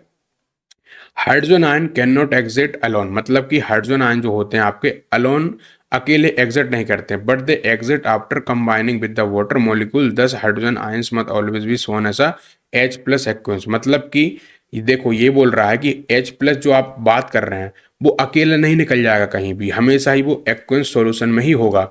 मतलब कि अभी मैंने आपको बताया ना, वाटर के संग ही वो आपको दिखेगा, इसलिए H+ एक्वेंस हमको बताना पड़ता है, ठीक है। तो ये आपको यहाँ पे बात बताई गई है। और इसी तरीके से चाहे वो हाइड्रोनियम आयन हो वो भी आपका इसी तरीके से रहेगा। तो we have seen that acid give a H3+ और H+ जो है aqueous ion in a water.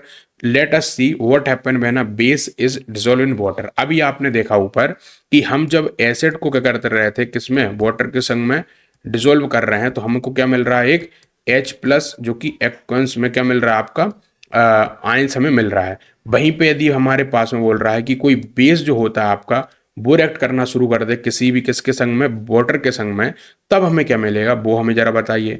तो उस केस में आपको ये मिलेगा NaOH जो कि आपका एक बेस है, जब आपका H2O के संग में रिएक्शन करेगा तो आपको Na+ आपको क्या मिल जाएगा, एक कैटायन मिल जाएगा।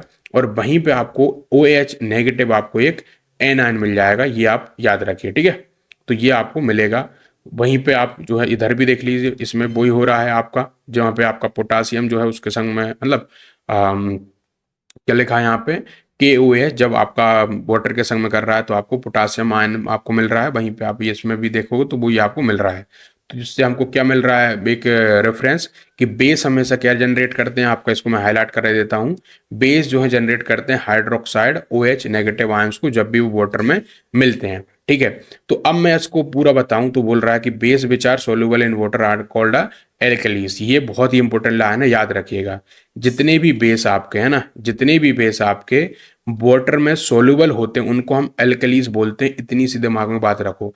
अब मैं आपको थोड़ा समराइज करा देता हूं अभी तक हमने क्या समझा है उसको। चलो, एसिड जो होते हैं आपके कभी भी वाटर के संग में मिलेंगे, ठीक है, वाटर के संग में मिलेंगे तो हमेशा क्या देंगे, आपका H+ आयन देंगे। वहीं पे बेस जब भी किसके संग में, वाटर के संग मिलेंगे, तो आपको वो OH नेगेटिव देंगे। इतनी सी बात हमने ओवरऑल पूरे अभी तक हमने जानी है। इतनी सी बात आपको याद रखनी है, क्या, एसिड वाटर में मिलेंगे तो H+ देंगे जो कि एक्वेंस में होगा आपका, याद रखिएगा। और वहीं पे बेस जब मिलेगा तो आपको OH नेगेटिव देगा, बस। अब अगली बात और याद रख लेना ये वाली कि जो भी जितने भी आपके बेस जो कि सोल्युबल होंगे किस में, वाटर में, उसको एल्कलीस बोलते हैं। अब आगे देखो, all basis do not dissolve in water, मतलब कि अब जो वाटर में डिजोल्व हो गए वो तो अल्कलीज हो गए, लेकिन कुछ ऐसे बेस होते हैं जो कि वाटर में डिजोल्व नहीं होते हैं। An alkali is a base that dissolve in water, they are soapy to touch, मतलब कि थोड़े से वो सॉपी रहते हैं, सॉपी मतलब कि साबुन वाला उनमें वो रहेगा, थोड़े बिटर रहेंगे, कोरोसिव रहेंगे, है ना। और नेवर जो है टेस्ट और टच देम एज दे में कॉज हार्म, मतलब कि आपको कभी बेस जो होते हैं या एसिड जो होते हैं कभी आपको टच या टेस्ट करके नहीं पता करना है कि भाई ये वो एसिड है, बेस या कैसा वो होता है, आप खतरनाक उसमें चीजें हो जाएंगी, ठीक है, तो वो आपको नहीं करना है। अब अगली चीज हम देख लेते हैं क्या लिखा है कि now as we have identified that all acid generate, मैं इसको हाईलाइट कर देता हूँ क्या, कि जितने भी एसिड होते हैं वो H प्लस एक्वेंस देते हैं, और जितने भी बेस जो होते हैं वो जनरेट करते हैं OH नेगेटिव एक्वेंस, ठीक है। We can view the neutralization reaction as follow, अब यहाँ पे एक न्यूट्रलाइजेशन रिएक्शन को भी समझ लेते हैं, वो क्या है कि भाई न्यूट्रलाइजेशन रिएक्शन का मतलब ये होता है कि जब भी एसिड और बेस आपस में मिलते हैं तो वो हमको क्या देते हैं, एक सॉल्ट देते हैं और एक हमको वाटर देते हैं, याद रखिएगा। तो वो आपको इस तरीके से याद रखना है कि ये इक्वेशन याद रख लो कौन सी, कि भाई जैसे कि यहाँ पे एक्स की जगह क्या हो जाता है, Cl हो जाता है ना, क्योंकि HCl हम मान ले रहे हैं, और यहीं पे आपका इस M की जगह क्या हो जाता है, K हो जाता है। तो वो क्या होगा आपका कि X और आपका जो है ये MX हो जाएगा, है ना। तो वहीं पे जो ये बच रहा है आपका कि H जो है H प्लस हो जाएगा, और जो OH आपको दिख रहा है वो H नेगेटिव हो जाएगा, जो कि एक आयन है। तो इतनी सी बात आपको रखनी है, ये वाली जो इक्वेशन आपको यहाँ पे दिख रही है वो आपको दिमाग में अपने रखनी है, ठीक है। उसमें बिल्कुल दिक्कत वाली कोई बात नहीं है, बिल्कुल, है ना। अब आगे जरा देखो क्या है कि हमें 2.10 एक्टिविटी करनी है, जिसमें कि हमें क्या करना है, 10 ml वाटर ले लेना है बीकर में, सब जानते हैं आप बीकर को अब तक।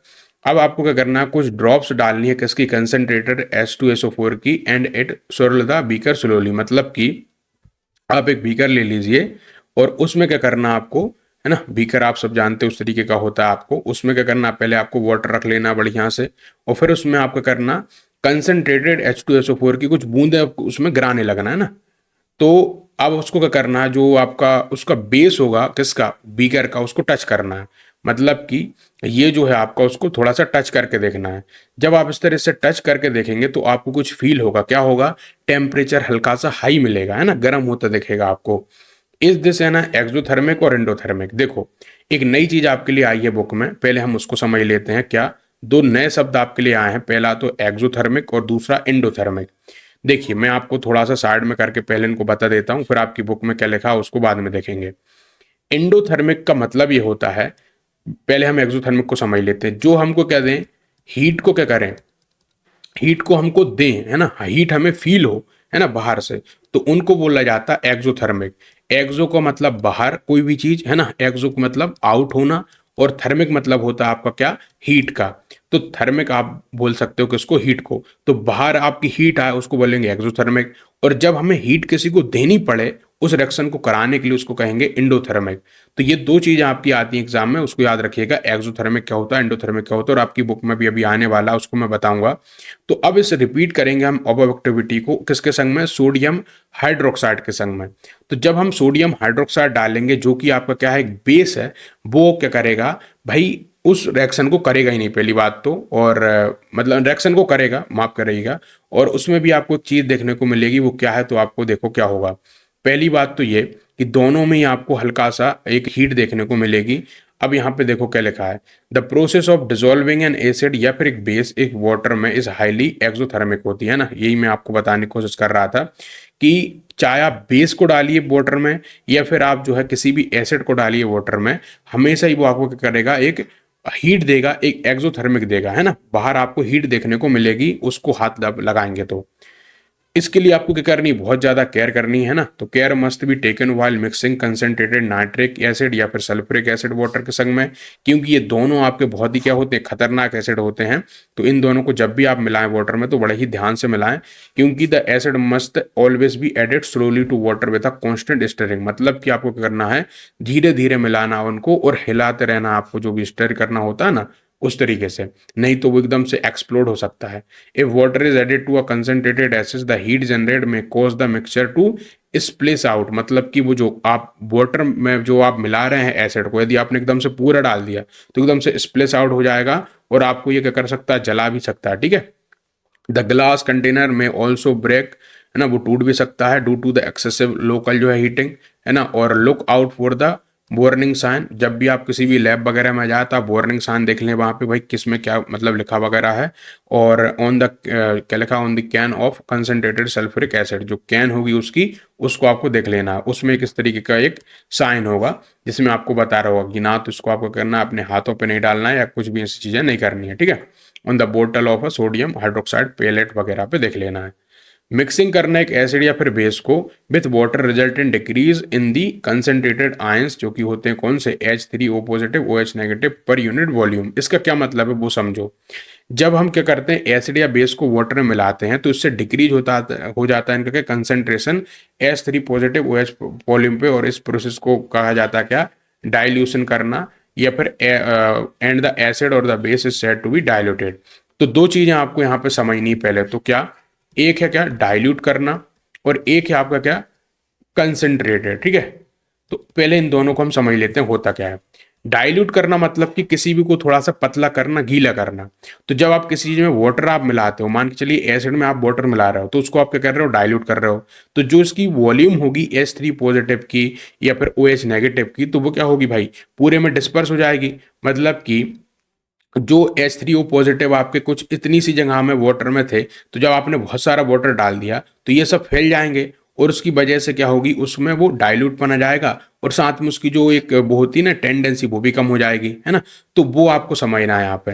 क्लियर है इतनी सी बात। चलिए अब आगे हम देखते हैं, एक टॉपिक है आपका, उसको जरा समझते हैं। चलिए अब हम एक नया टॉपिक समझ रहे हैं, जो कि है कि किस तरीके से आप ये पता करेंगे कि भाई कोई भी एसिड आपका या कोई बेस जो होता है, सॉल्यूशन जो होता है, वो कितना स्ट्रांग है ना। मतलब किसकी ज़्यादा, हम कैसे कहेंगे भाई ये जो एसिड आपने लिया है वो उतना ज़्यादा स्ट्रांग है, या जो आपने बेस लिया वो ज़्यादा स्ट्रांग है। स्ट्रांग से मतलब है कि जिसकी पावर ज़्यादा होना। तो अब उस चीज़ को हम पता करेंगे, तो चलिए इसको पढ़ना शुरू करते हैं एनसीईआरटी की लाइन बाय लाइन। तो यहाँ पे लिखा है कि वी नो दैट हाउ जो है acid base indicators can be use to distinguish between an acid and base. मतलब कि आपने ये तो पढ़ चुके हैं कि हम जो एसिड और जो बेस के इंडिकेटर्स होते हैं उनका यूज करके हम ये बता पाते हैं कि भाई कोई भी एसिड है या फिर बेस है, ठीक है। We have also learn in previous sections about dilution, क्या लिखा है इसमें, and decrease in the concentration of H plus और द OH जो है माइनस आयंस इन सॉल्यूशन। इसका ये मतलब है कि हमने ये भी पढ़ चुके हैं कि भाई जो भी आपके एसिड या फिर बेस होते थे, उनको हम जितना ज़्यादा डाइल्यूट करते थे, जितना ज़्यादा उनको हम वाटर में मिलाते थे, तो उनका क्या होता था, आपका जो H प्लस आयंस हैं और जो OH माइनस आयंस हैं, वो सब क्या होते थे आपके, उतने ही कम होते जाते थे उसमें, उनकी वॉल्यूम वगैरह, ये भी आपको हमने बताया था। तो अब आगे लिखा है कि can be quantitatively find the amount of these ions present in a solution. मतलब कि यदि आपको क्वांटिटी में बतानी हो कि भैया एक हमारे पास में ये सॉल्यूशन है, अब आपको बताना है कि उसमें जो आपका H प्लस है वो कितना है, उसकी मात्रा कितनी है। यदि आपको बताना है कि कोई बेस है तो उसमें OH नेगेटिव की मात्रा कितनी है, तो कैसे आप बताएंगे, इसके लिए भी आपको कोई एक फॉर्मूला चाहिए कुछ। तो कैन बी जज how strong a given acid और बेस इज। मतलब कि हम ये जज कर पाते हैं, मतलब ये पूछ रहा हमसे कि कोई भी एसिड या फिर बेस आपका कितना स्ट्रॉन्ग है। आप कैसे ये बताते हैं, यदि आपने इसको पढ़ रखा होगा तो अच्छी बात है, नहीं है तो अब यहाँ पे आप जानने वाले हो कैसे ये होता है। तो इसके लिए देखिए क्या लिखा है। तो we can do this by making जो है क्या, use of a universal indicator. इसके लिए हम कुछ यूनिवर्सल इंडिकेटर्स हैं उनका यूज करेंगे, and which is a mixture of several indicators होंगे आपके। The universal indicator shows different colours at a different concentration of जो है hydrogen ions in a solution. ये लाइन बहुत ही इंपॉर्टेंट है, इसको आप पहले तो अंडरलाइन कर लो, और उसका मीन आपको मैं बताने जा रहा हूँ, उसको सुन लो। जितने भी नेचुरल इंडिकेटर हैं सब क्या करते हैं, अपनी अपनी जगह पे अलग अलग कलर शो करते हैं, ये तो आपको मैंने बताया था। तो यहाँ पे लिखा है कि जो डिफरेंट कलर्स आपके आएंगे डिफरेंट कंसेंट्रेशन के हाइड्रोजन आयंस में उसके सॉल्यूशन में, वो उससे आपको पता चलेगा कि कौन कितना ज़्यादा आपका बेसिक है और कौन कितना ज़्यादा एसिडिक है। मतलब कि जितना ज़्यादा आपको कलर मिलेगा, फॉर एग्जांपल मैं आपसे कहूँ कोई आपको कलर जो है एक रेड कलर है, बहुत ज़्यादा आपको बिल्कुल रेडिश मिल रहा है, तो आप क्या कहेंगे उतना ही ज़्यादा वो एसिडिक होगा। थोड़ा सा कम आपको मिलेगा तो आप मान लेंगे कि उसमें कम एसिडिटी होगी। तो इसी तरीके के स्केल आपको मिलेगा जिससे आप उसको देख के बता पाएंगे, ठीक है। मैं सब कुछ आपको बता रहा हूँ। तो scale for measuring hydrogen ion concentrated in a solution called a pH scale. ये भी लाइन बहुत इंपॉर्टेंट है, अंडरलाइन कर लो कि ऐसे आपका एक स्केल जो कि हम क्या करें, हाइड्रोजन का ये बता पाएं कि उसमें कितना कंसंट्रेशन है। अब हाइड्रोजन का कंसंट्रेशन से क्या मतलब है कि जो H प्लस है ना, उनकी कंसंट्रेशन की वो बात कर रहा है भाई साहब। उसमें जो है H प्लस या फिर OH नेगेटिव उसमें कितने हैं, उसको जो बताने वाला एक स्केल का यूज हम करते हैं, उसको पीएच स्केल बोलते हैं। अब यहाँ पे जो पी का मीन होता है वो होता है आपका क्या, पुटांस। पुटांस एक जर्मन शब्द है, जर्मन भाषा से, जिसका मीन होता है आपका क्या, पावर। ये भी याद रखिएगा, पुटांस मीन इन जर्मन पावर होता है। और पावर किसकी, हाइड्रोजन की पावर। एच यहाँ पे स्टैंड कर रहा है हाइड्रोजन को। तो on the pH scale we can जो है measure pH generally from a zero very acidic, जिसका बिल्कुल जीरो होगा तो बहुत ज़्यादा एसिडिक होगा, टू अ 14 वेरी एल्कलाइन, मतलब कि बोल रहा है कि हम जीरो से लेके 14 जो कि बहुत ज़्यादा एल्कलाइन होगा। एल्कलाइन मतलब कि बेसिक होगा। तो जिसका पीएच जीरो होगा, है ना, कोई आपसे पूछे भाई कि आके कि सर हमारे पास एक पीएच स्केल है और उस पर हमको जीरो मिल रहा है भाई, कोई भी एसिडिक, मतलब उसका जो कलर वगैरह हमको दिख रहा है वो जीरो दिख रहा है, जीरो पे आके दिख रहा है, तो आप कहेंगे कि वो उतना ही ज़्यादा क्या है भाई साहब, एसिडिक है। फिर आपसे कोई कहे कि यार हमारे में जब हमने टेस्ट किया उसको तो हमारे में वो है 14 पॉइंट पे दिख रहा था, है ना, तो आप कहेंगे वो उतना ज़्यादा क्या है, बेसिक है। तो ऐसा इसमें करके आपको पता चलेगा। तो pH should be thought of simply ऐसा number which indicate the acidic or a basic nature of जो है सॉल्यूशन। तो आपका पीएच सिंपल भाषा में क्या कहें कि इंडिकेट करता है आपका किसको, कि कोई भी आपका सॉल्यूशन एसिडिक है या फिर बेसिक है। और हाइयर द हाइड्रोनियम आयन, जितने ज़्यादा हाइड्रोनियम आयन होगा आपका concentration, lower is the pH होगा। ये बात बहुत ही इंपॉर्टेंट है ना, मैं साइड में इसको लिखा भी देता हूँ कहीं पे जिससे आपको याद रहे कि जिसका जो है पीएच जितना कम होगा वो उतना ही ज़्यादा कैसा होगा आपका, है ना, उतना ही ज़्यादा वो आपका एसिडिक होगा। मतलब कि अब मैंने शायद उसको थोड़ा रॉन्ग लिख दिया, फिर से मैं लिखता हूँ देखो। तो जिसका पीएच लोअर, मतलब कि पीएच यहाँ कम आ रहा है, तो पीएच जिसका कम आएगा वो उतना ही ज़्यादा कैसा होगा आपका, एसिडिक टेंडेंसी उसमें उतनी ज़्यादा ज़्यादा रहेगी। ठीक है, इसका ये मतलब है। तो पीएच लोअर होना, एसिडिक ज़्यादा होना, पीएच का ज़्यादा होना, बेस का ज़्यादा, मतलब बेस वहाँ पे होना। ठीक है। तो pH of a neutral solution 7 होता है, ये बात याद रखिए आप, है ना। किसी का भी पीएच जो होता है न्यूट्रल आप कहेंगे तो वो आपका 7 रहेगा। तो वैल्यूज जितनी भी आएंगी जिनका 7 से आपका क्या रहेगा, लेस देन होगा, तो ऑन द पीएच स्केल वो रिप्रेजेंट करेगी एसिडिक सॉल्यूशन को। As the pH value increase है, जैसी पीएच वैल्यू इंक्रीज करेगी, जैसे कि 7 से 14 चली गई, तो वो रिप्रेजेंट करेगा क्या, उसमें OH नेगेटिव आयंस का कंसंट्रेशन क्या है, उसमें है सॉल्यूशन में, जो कि क्या कर रहा है, उसकी एल्कालाइन की टेंडेंसी बढ़ा रहा है, मतलब कि बेस उसको बना रहा है। ठीक है। तो जनरली पेपर जो है एम्प्री क्या लिखा है, impregnated with the universal indicator is used for measuring pH. तो इस तरीके का एक आपका पेपर यूज करा जाता है जिसमें कि आपकी अलग अलग क्या होती है, वैल्यूज लिखी होती हैं। एक बार इसको देखिए जरा ध्यान से। तो कोई भी आपका जैसा आपका मान के चलिए जीरो उसकी क्या है, हमको शो कर रहा है वहां पे, तो वो हो जाएगा कितना एसिडिक। फिर उसका यहाँ पे आपका जितना ज़्यादा वो 14 शो करेगा तो वो उतना हो जाएगा बेसिक, OH माइनस उसमें ज़्यादा होंगे, है ना। ये आपको दिख रहे हैं यहाँ पे, इतना सा था, सिंपल है। अब आगे एक एक्टिविटी है उसको जरा कर लेते हैं। क्या लिखा है कि हमें 2 पॉइंट जो है क्या लिखी 11, एक एक्टिविटी है जिसमें कि हमें टेस्ट करना है किसका, pH values of solution given in table 2.2। Table 2.2 में आपको कुछ सॉल्यूशन दिए गए हैं, जैसे कि सलाइवा जो है बिफोर मील आपको कौन सा आपका कलर दिखेगा, जो कि उसका पीएच पेपर पे अप्रोक्सीमेट पीएच वैल्यू और नेचर सब्सटेंस क्या होगा। फिर उसके अलावा आपको उस रिकॉर्डर करना उन ऑब्जर्वेशन को, और what is the nature of each substance on the basis of your observation आपको बताना है। ठीक है। तो चलो इसको मैं कराता हूँ आपको। तो अब ये आपको जो है एक एक्टिविटी यहाँ पे शो हो रही होगी, मैंने उसका सॉल्यूशन यहाँ पे लगा दिया आपके लिए। तो इसको जरा ध्यान से देखिए इसको। तो यहाँ पे आपको क्या है, अलग अलग जो है क्या दिख रहा है, जैसे कि सलाइवा हो गई आपकी। अब सलाइवा क्या होता है, जो आपके मुंह में जो होती है ना, जैसे आप लार बोलते हो उसको सलाइवा कहते हैं। तो बिफोर मील के टाइम पे उसका जो कलर रहेगा वो ग्रीन रहेगा, है ना। पीएच स्केल पे आप जब उसको कराएंगे, पीएच मतलब उसको पेपर पे देखेंगे तो उसका ग्रीन आएगा, शो करेगा वो। और अप्रोक्सीमेट उसकी जो पीएच वैल्यू रहेगी वो 6.8 और 7.4 के लगभग में रहेगी। और उसका नेचर जो होगा उस सब्सटेंस का स्लाइटली एसिडिक टू बेसिक होगा। लेकिन जैसे ही आप क्या करोगे उस सलाइवा को आफ्टर मील देखोगे, मतलब जब आप कुछ खाना वाना खा लोगे तो उसके बाद जब देखोगे सलाइवा को, तो हल्का सा वो येलो ग्रीन हो जाएगा, उसका पीएच आपका 5.8 आएगा, जो कि आपको एसिडिक जो है टेंडेंसी बता रहा होगा। फिर वहीं पे आप देखेंगे कि भाई लेमन जूस जो हो गया उसको आप देखेंगे तो पीएच उसका जो है थोड़ा सा पेपर पे ऑरेंज दिखेगा, और उसका जो पीएच वैल्यू रहेगी वो लगभग आपकी 2.2 आ रही होगी, और जो नेचर ऑफ सब्सटेंस आपका एसिडिक हो जाएगा, है ना, क्योंकि सिंपल हमें दिख रहा है भाई कि जिसका जो है क्या होगा, 0 के ऊपर और 7 से नीचे जिसका भी होगा वो एसिडिक होगा। तो आप वो देख देख के यहाँ पे कर पाओगे, और उसी तरीके से आपको ये अलग अलग दिए हैं, उनका यहाँ पे आपको सॉल्यूशन दिख रहा होगा।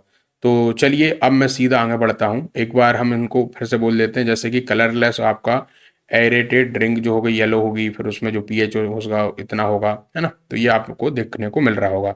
ठीक है, डन है यहाँ तक। अब जरा मैं आपको आगे की चीज़ें पढ़ाता हूँ, उनको जरा देखिए भाई साहब। तो अब आगे का क्या है, तो इस चीज को याद रखना है आपको, ये जो आपको इमेज में पेपर दिख रहा होगा ये वाला, इसको भाई साहब याद रखिए ध्यान से, और इसमें क्या है वो आपको बस मैं बताने वाला हूँ।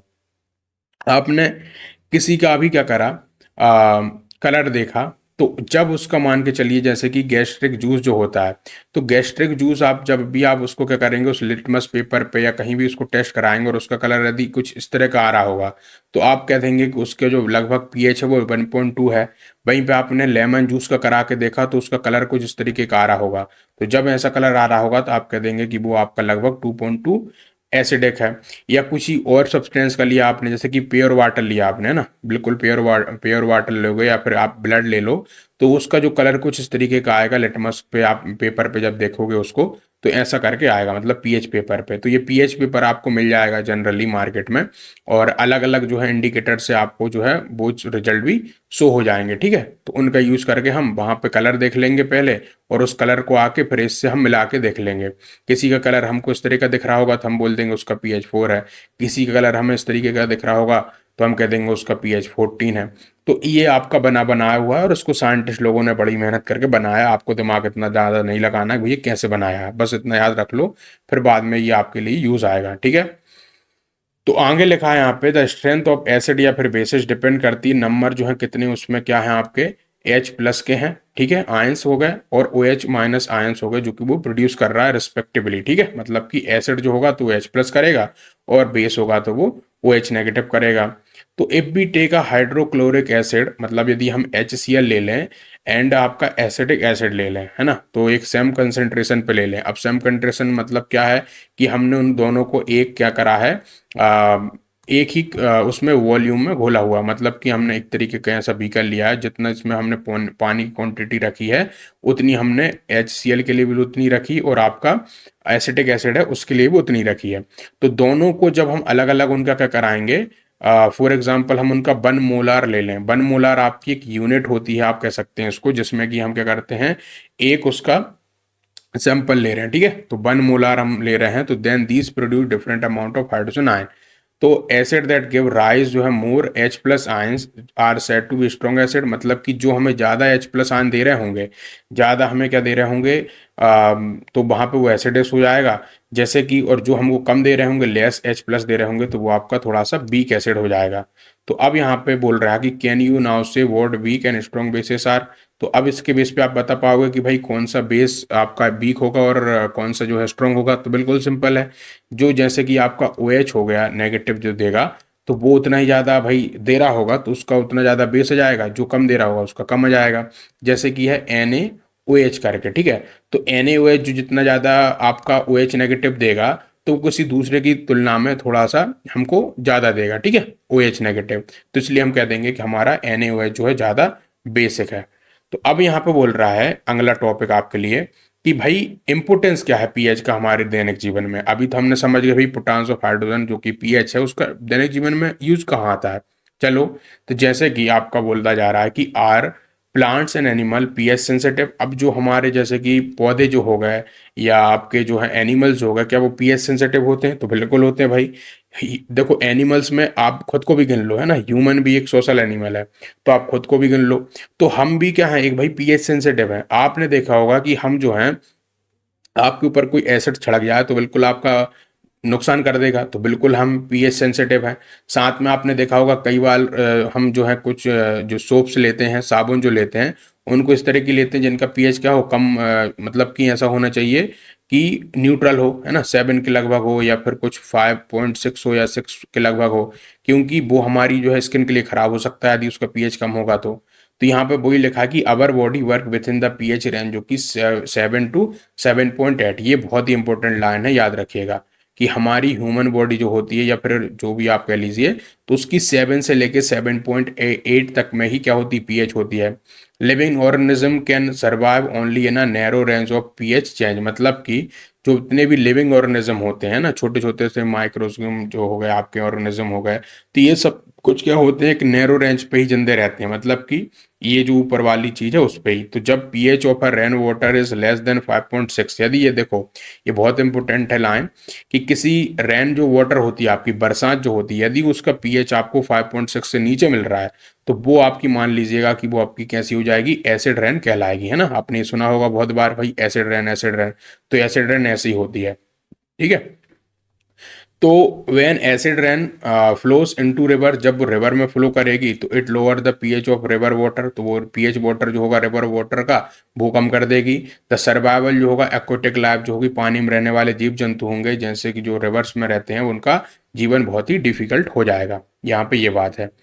अब आगे क्या लिखा, जरा उसको भी पढ़ लेते हैं, कि जो एसिड्स होते हैं इन अदर प्लांट्स में, मतलब कि आपके कुछ अदर प्लांट्स, जैसे कि क्या है, द एटमोस्फियर ऑफ जो है Venus is made up of thick white and yellowish cloud of the sulphuric acid, do you think life can exist in this planet.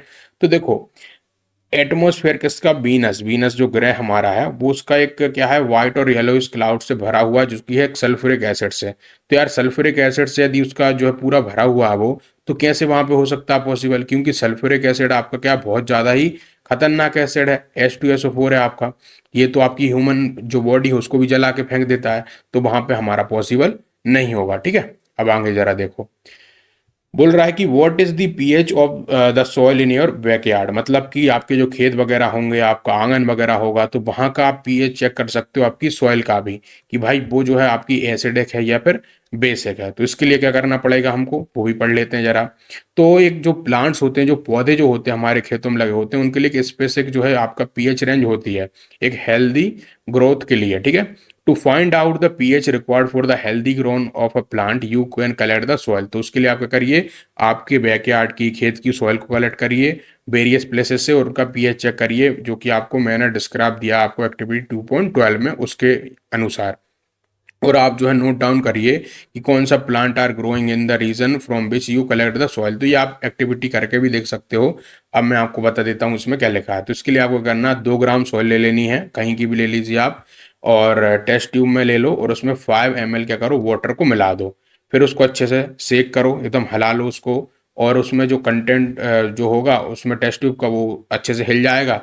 तो उसको फिर फिल्टर कर लो उसको, कंटेंट्स को, एंड कलेक्ट कर लो क्या, फिल्ट्रेट को एक टेस्ट ट्यूब में, और चेक करो पीएच उस फिल्ट्रेट का, हेल्प लेके किसकी, यूनिवर्सल जो है आपके इंडिकेटर पेपर की। तो मैंने अभी आपको बताया ना, यूनिवर्सल इंडिकेटर पेपर जो होते हैं आपके, वो आपको अलग अलग जो है कलर शो करेंगे, तो ये आपके मिल जाएंगे आपको, है ना, इमेज भी आपको शो हो रही होगी, तो वो आप ले लीजिए और उसमें आपको चेक कर लेना है। तो आगे बोल रहा है कि what can you conclude about the ideal soil pH for the growth of the plant in your region. तो मतलब कि हमारे जो है रीजन में क्या जो है एक सॉइल का पीएच होना चाहिए। तो यार लगभग देखो, अभी हमने आपको बताया है कि यदि किसी का 0 है तो वो एसिडिक हो जाएगा, और खतरनाक एसिडिक हो जाएगा। तो इतनी तो पक्की बात है कि 0 तो नहीं होगा, उसके लगभग कितना होता है आपका, वो लगभग हमारा होना चाहिए 7 से थोड़ा सा और 6 के बीच में कहीं पे हो आपका, है ना, 7 के और इसके यहाँ पे होना चाहिए, तो तभी जाके हम कहेंगे कि वो हमारे लिए आइडियल होगा। इसका एग्जैक्ट आंसर भी मैं आपको बता देता हूँ। तो अभी आप देखिए जरा, ठीक है। तो अभी आपको यहाँ पे दिख भी पा रहा होगा एग्जैक्ट आंसर इसका कितना है, 6 to 7 करके, ठीक है। तो इतना जो है लगभग हमारा पीएच रिक्वायरमेंट होती है आपकी। चलिए डन है, आगे बढ़े जरा। चलिए, तो अब लिखा है कि पीएच इन अवर जो है डाइजेस्टिव सिस्टम, मतलब कि जो हम हमारा डाइजेस्टिव सिस्टम होता है बॉडी का, उसका जो है कितना आपका होना चाहिए पीएच, है ना। मैं इसका आंसर यहाँ पे मिटा दिया था, मैं लिख भी देता हूँ, जो है 6 to 7। तो वो बोल रहा है कि it is very interesting to note that our stomach जो होता है प्रोड्यूस करता है हाइड्रोक्लोरिक एसिड को, है ना। ये आप बायोलॉजी में पढ़ोगे, पढ़ाऊंगा मैं आपको आगे। तो हाइड्रोक्लोरिक एसिड जो होता है आपका HCl, वो आपकी बॉडी क्या करती है, प्रोड्यूस करती है ना। सोचने वाली बात है ये। और ये हमें हेल्प करता है किसके लिए, डाइजेशन के लिए, जो हमारा फूड जो होता है, भोजन जो होता है उसको और विथआउट जो है हार्मिंग द स्टोमक, मतलब कि हमारे स्टोमक जो होता है, पेट को बिना हार्म करे हुए ये भोजन भी पका देता है। तो डूरिंग जो है इनडाइजेशन, मतलब जब डाइजेशन हो रहा होता है स्टोमक में, तो ये प्रोड्यूस करता है टू मच जो है acid and this causes a pain and irritation, मतलब कि जब हमारा इनडाइजेशन हो जाए, मतलब इनडाइजेशन मतलब कि जब हमको थोड़ी सी अपच होने लगे, तब क्या होता है हमारी बॉडी में थोड़ा सा ज़्यादा एसिड प्रोड्यूस हो जाता है और उसकी वजह से हमारा थोड़ा सा पेट वगैरह दर्द करने लगता है, हमें थोड़ा सा इरिटेशन होने लगता है, ठीक है। To get rid of this जो है पेन, मतलब कि इस जो है पेन से, इस दर्द से निपटारा के लिए हमें क्या कुछ जो है बेसिस का यूज़ करना चाहिए, जिनको हम एंटासिड बोलते हैं, ठीक है। ये बात याद रखिएगा आप।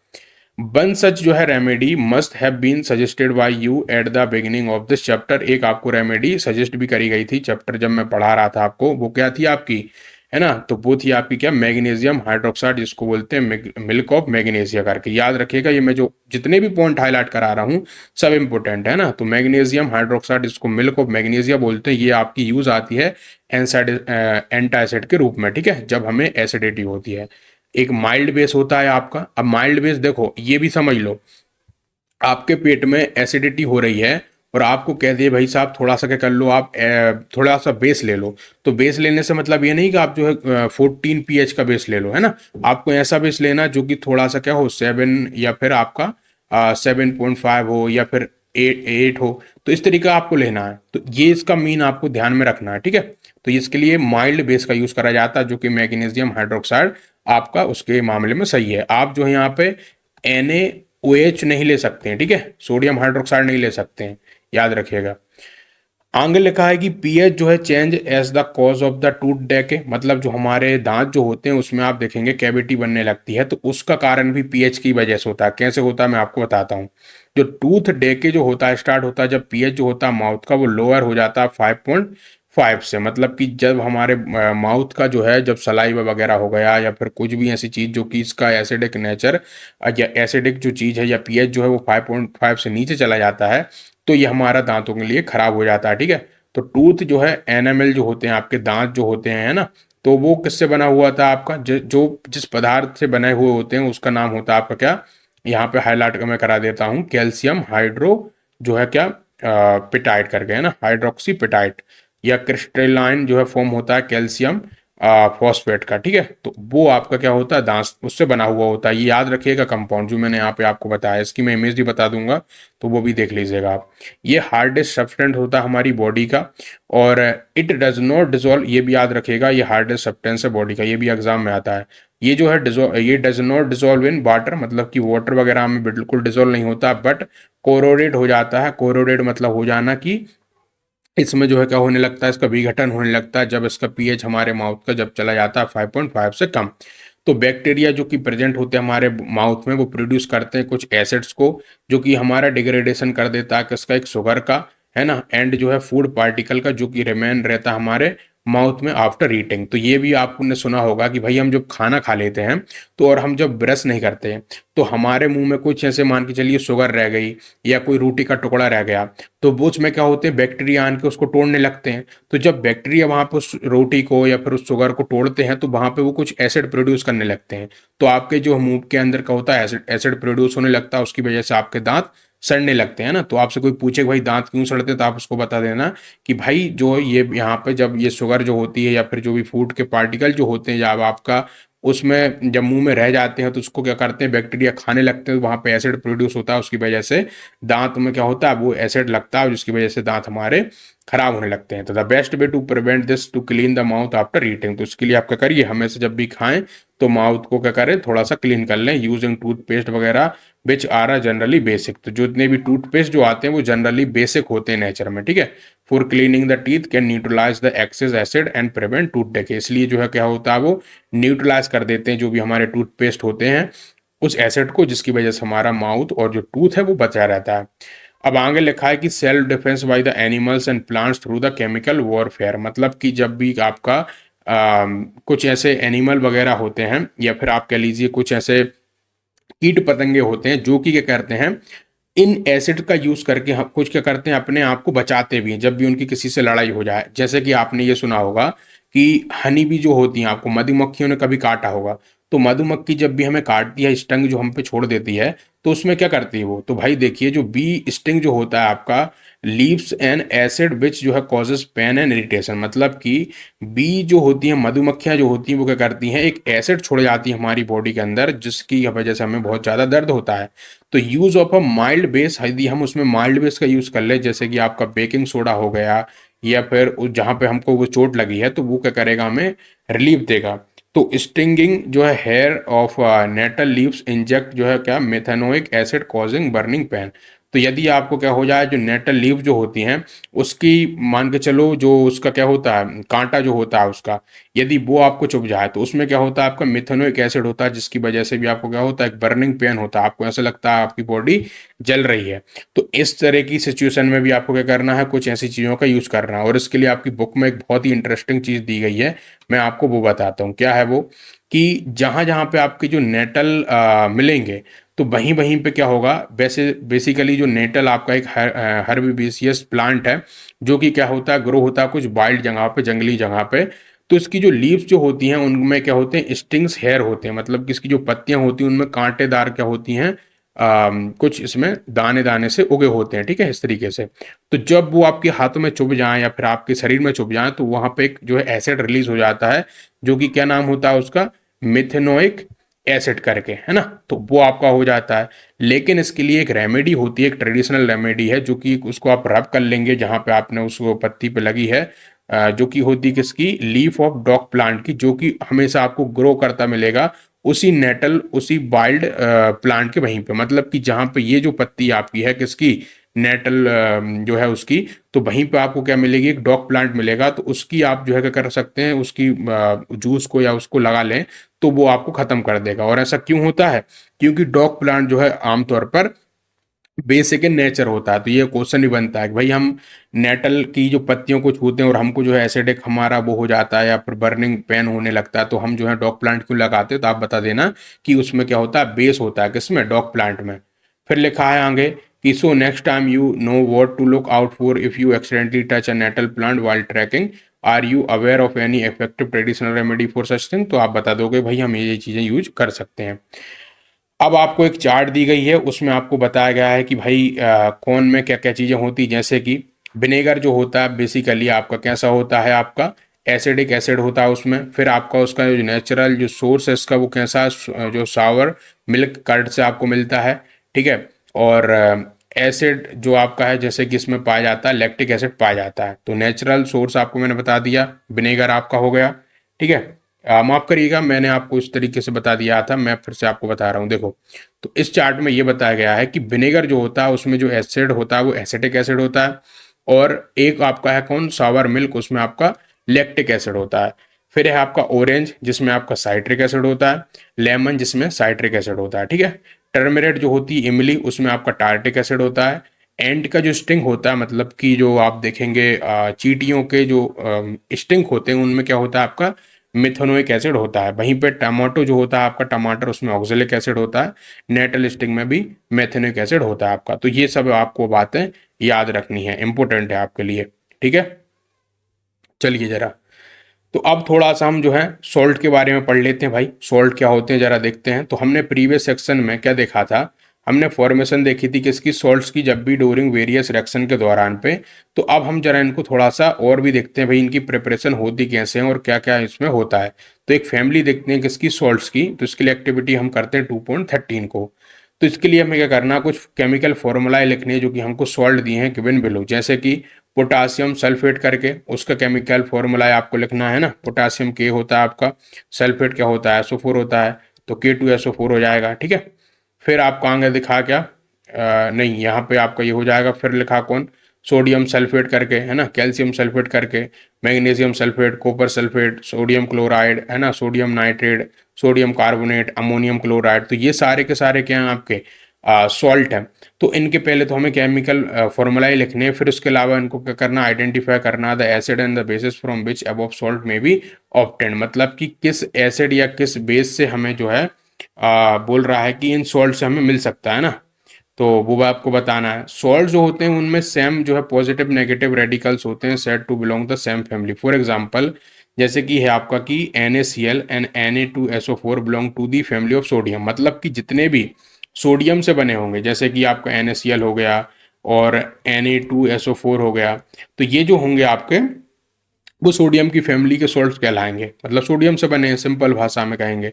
फिर वहीं पे भाई पोटासियम से बना होगा तो वो पोटासियम कहलाएगा, या जिसमें आपका क्लोरीन से बना हुआ होगा, मान के चलो एक बना है NaCl, एक बना आपका KCl, तो इनमें जो है क्लोरीन क्लोरीन आप देखेंगे मुख्य है, तो इसलिए हम कहेंगे इनको क्लोराइड सॉल्ट्स। तो ऐसे करके सॉल्ट्स होते हैं। तो इसके लिए मैं पहले तो आपको वो सॉल्यूशन बता देता हूँ, तो उसको ध्यान से देख लो। ठीक है, तो अब यहाँ पे आपको इस इमेज में दिख रहा होगा, तो अलग अलग सॉल्ट हैं और उनके क्या है अलग अलग आपको आ, वो दिए गए हैं क्या फॉर्मूला है। जैसे कि पोटासियम सल्फेट, तो उसका K2SO4 होगा, मैंने आपको बताया था। तो ये जो आपका फॉर्म होता है K2SO4 किससे होता है, जब आपका H2SO4 जो कि आपका सल्फ्यूरिक एसिड है और KOH से जब आपका रिएक्शन होती है, इसकी KOH क्या है आपका बेस है, तो दोनों जब मिलते हैं तो आपको ये पोटासियम सल्फेट मिल जाता है। ठीक है, वहीं पे आपको देखेंगे तो Na2SO4 सोडियम सल्फेट, वो कहाँ से मिलता है, जब आपका सल्फ्यूरिक एसिड NaOH से रिएक्शन करेगा। उसी तरीके से कैल्शियम सल्फेट जब आपको कहाँ मिलेगा, जब सल्फ्यूरिक एसिड कैल्शियम कार्बोनेट से रिएक्शन करेगा। कैल्शियम कार्बोनेट क्या है, एक बेस है। तो इस तरीके से अलग अलग आपको यहाँ पे चार्ट में दिख रहे होंगे, सबको ध्यान से देख लो। तो ये आपको इनके ये जो इधर बताए गए हैं वो एसिड है और इधर जो आपको दिख रहे हैं वो बेस हैं, तो उनसे ये मिलते हैं। ठीक है, तो आगे लिखा है कि जो सॉल्ट हैं वो हमको सेम पॉजिटिव नेगेटिव रेडिकल्स जो है फैमिली से बिलोंग करते हैं, वो आपको मैंने बता भी दिया था, है ना। तो अब हम आगे बढ़ते हैं जरा और आगे की चीज़ों को पढ़ते हैं। ठीक है, 2 सेकंड लगेंगे, चलिए। तो इसके लिए भी अगली एक्टिविटी आपकी क्या है, तो अब आपको क्या करना, कलेक्ट करना कुछ सॉल्ट सैंपल को, जैसे कि सोडियम क्लोराइड हो गया, पोटासियम नाइट्रेट हो गया, एल्यूमिनियम क्लोराइड हो गया, जिंक सल्फेट, कॉपर सल्फेट, ये सब आपको कलेक्ट कर लेने हैं। और some other salt available can also भी टेकन, यदि कोई अवेलेबल हो तो उसको भी आप ले लीजिए आपकी लैब वगैरह से। फिर आपको क्या करना है, चेक करना उनकी सोल्युबिलिटी इन वाटर में, आपको डिस्टिल वाटर का यूज़ करना है वहाँ पे। ठीक है, तो आपको क्या करना है, उसमें एक बीकर वगैरह में वाटर में उसको लेके उन सॉल्ट को डिजोल्व क्या करना है, डिजोल्व करने की कोशिश करना है। तो यदि वो हो जाते हैं सॉल्युबल उसमें, तो उसकी सॉल्युबिलिटी आपको पता चल जाएगी। फिर आपको क्या करना है, चेक जो है क्या लिखा है, check the action of the solution on the litmus and find the pH using a pH paper. फिर उसका पीएच आप पता करिए हर एक उसका। तो आगे लिखा है कि which of the salts are acidic, basic और न्यूट्रल, तो इनमें से कौन से जो सॉल्ट था वो ज़्यादा एसिडिक था, बेसिक था और न्यूट्रल था, वो आपको बताना जो ऊपर आपको दिए गए उनमें से। और फिर आइडेंटिफाई करना एसिड और बेस को यूज करके फॉर्म द सॉल्ट, मतलब कि जो है आपको उन एसिड और बेस को पता करना जिससे कि आपका वो सॉल्ट बन रहा है। तो इसको आपको टेबल 2.4 में आपको भरना है। तो जैसे कि हम ले लेते हैं किसको, NaCl को। ठीक है, पीएच इसका जो होगा वो आपको मैं बता देता हूँ, चलिए इसको भी। तो इसके लिए इमेज में आपको ले लेता हूँ, करेक्ट देखो इन्फॉर्मेशन देनी आपके लिए जरूरी है ना। तो ठीक है, तो अब ये आपको जो है इमेज में दिख रहे होंगे कुछ, मैंने एक चार्ट दी है जो कि आपकी इस एक्टिविटी को भी कंप्लीट कर रही है। इसमें क्या बताया गया, ध्यान से देखिए। सोडियम क्लोराइड है और उसका पीएच 7 होता है भाई साहब।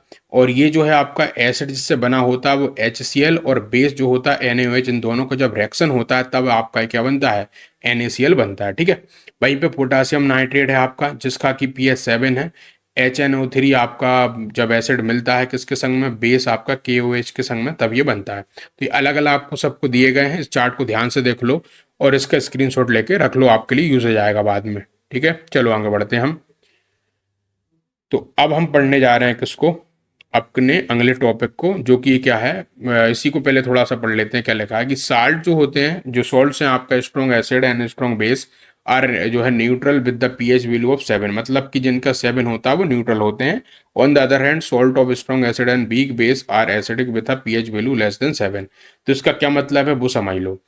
जो ऐसे सॉल्ट जो होंगे जो कि स्ट्रॉन्ग एसिड से बने होंगे, अब स्ट्रॉन्ग एसिड कौन होता है, जैसे कि HCl हो गया, ठीक है, वहीं पे आपका H2SO4 हो गया।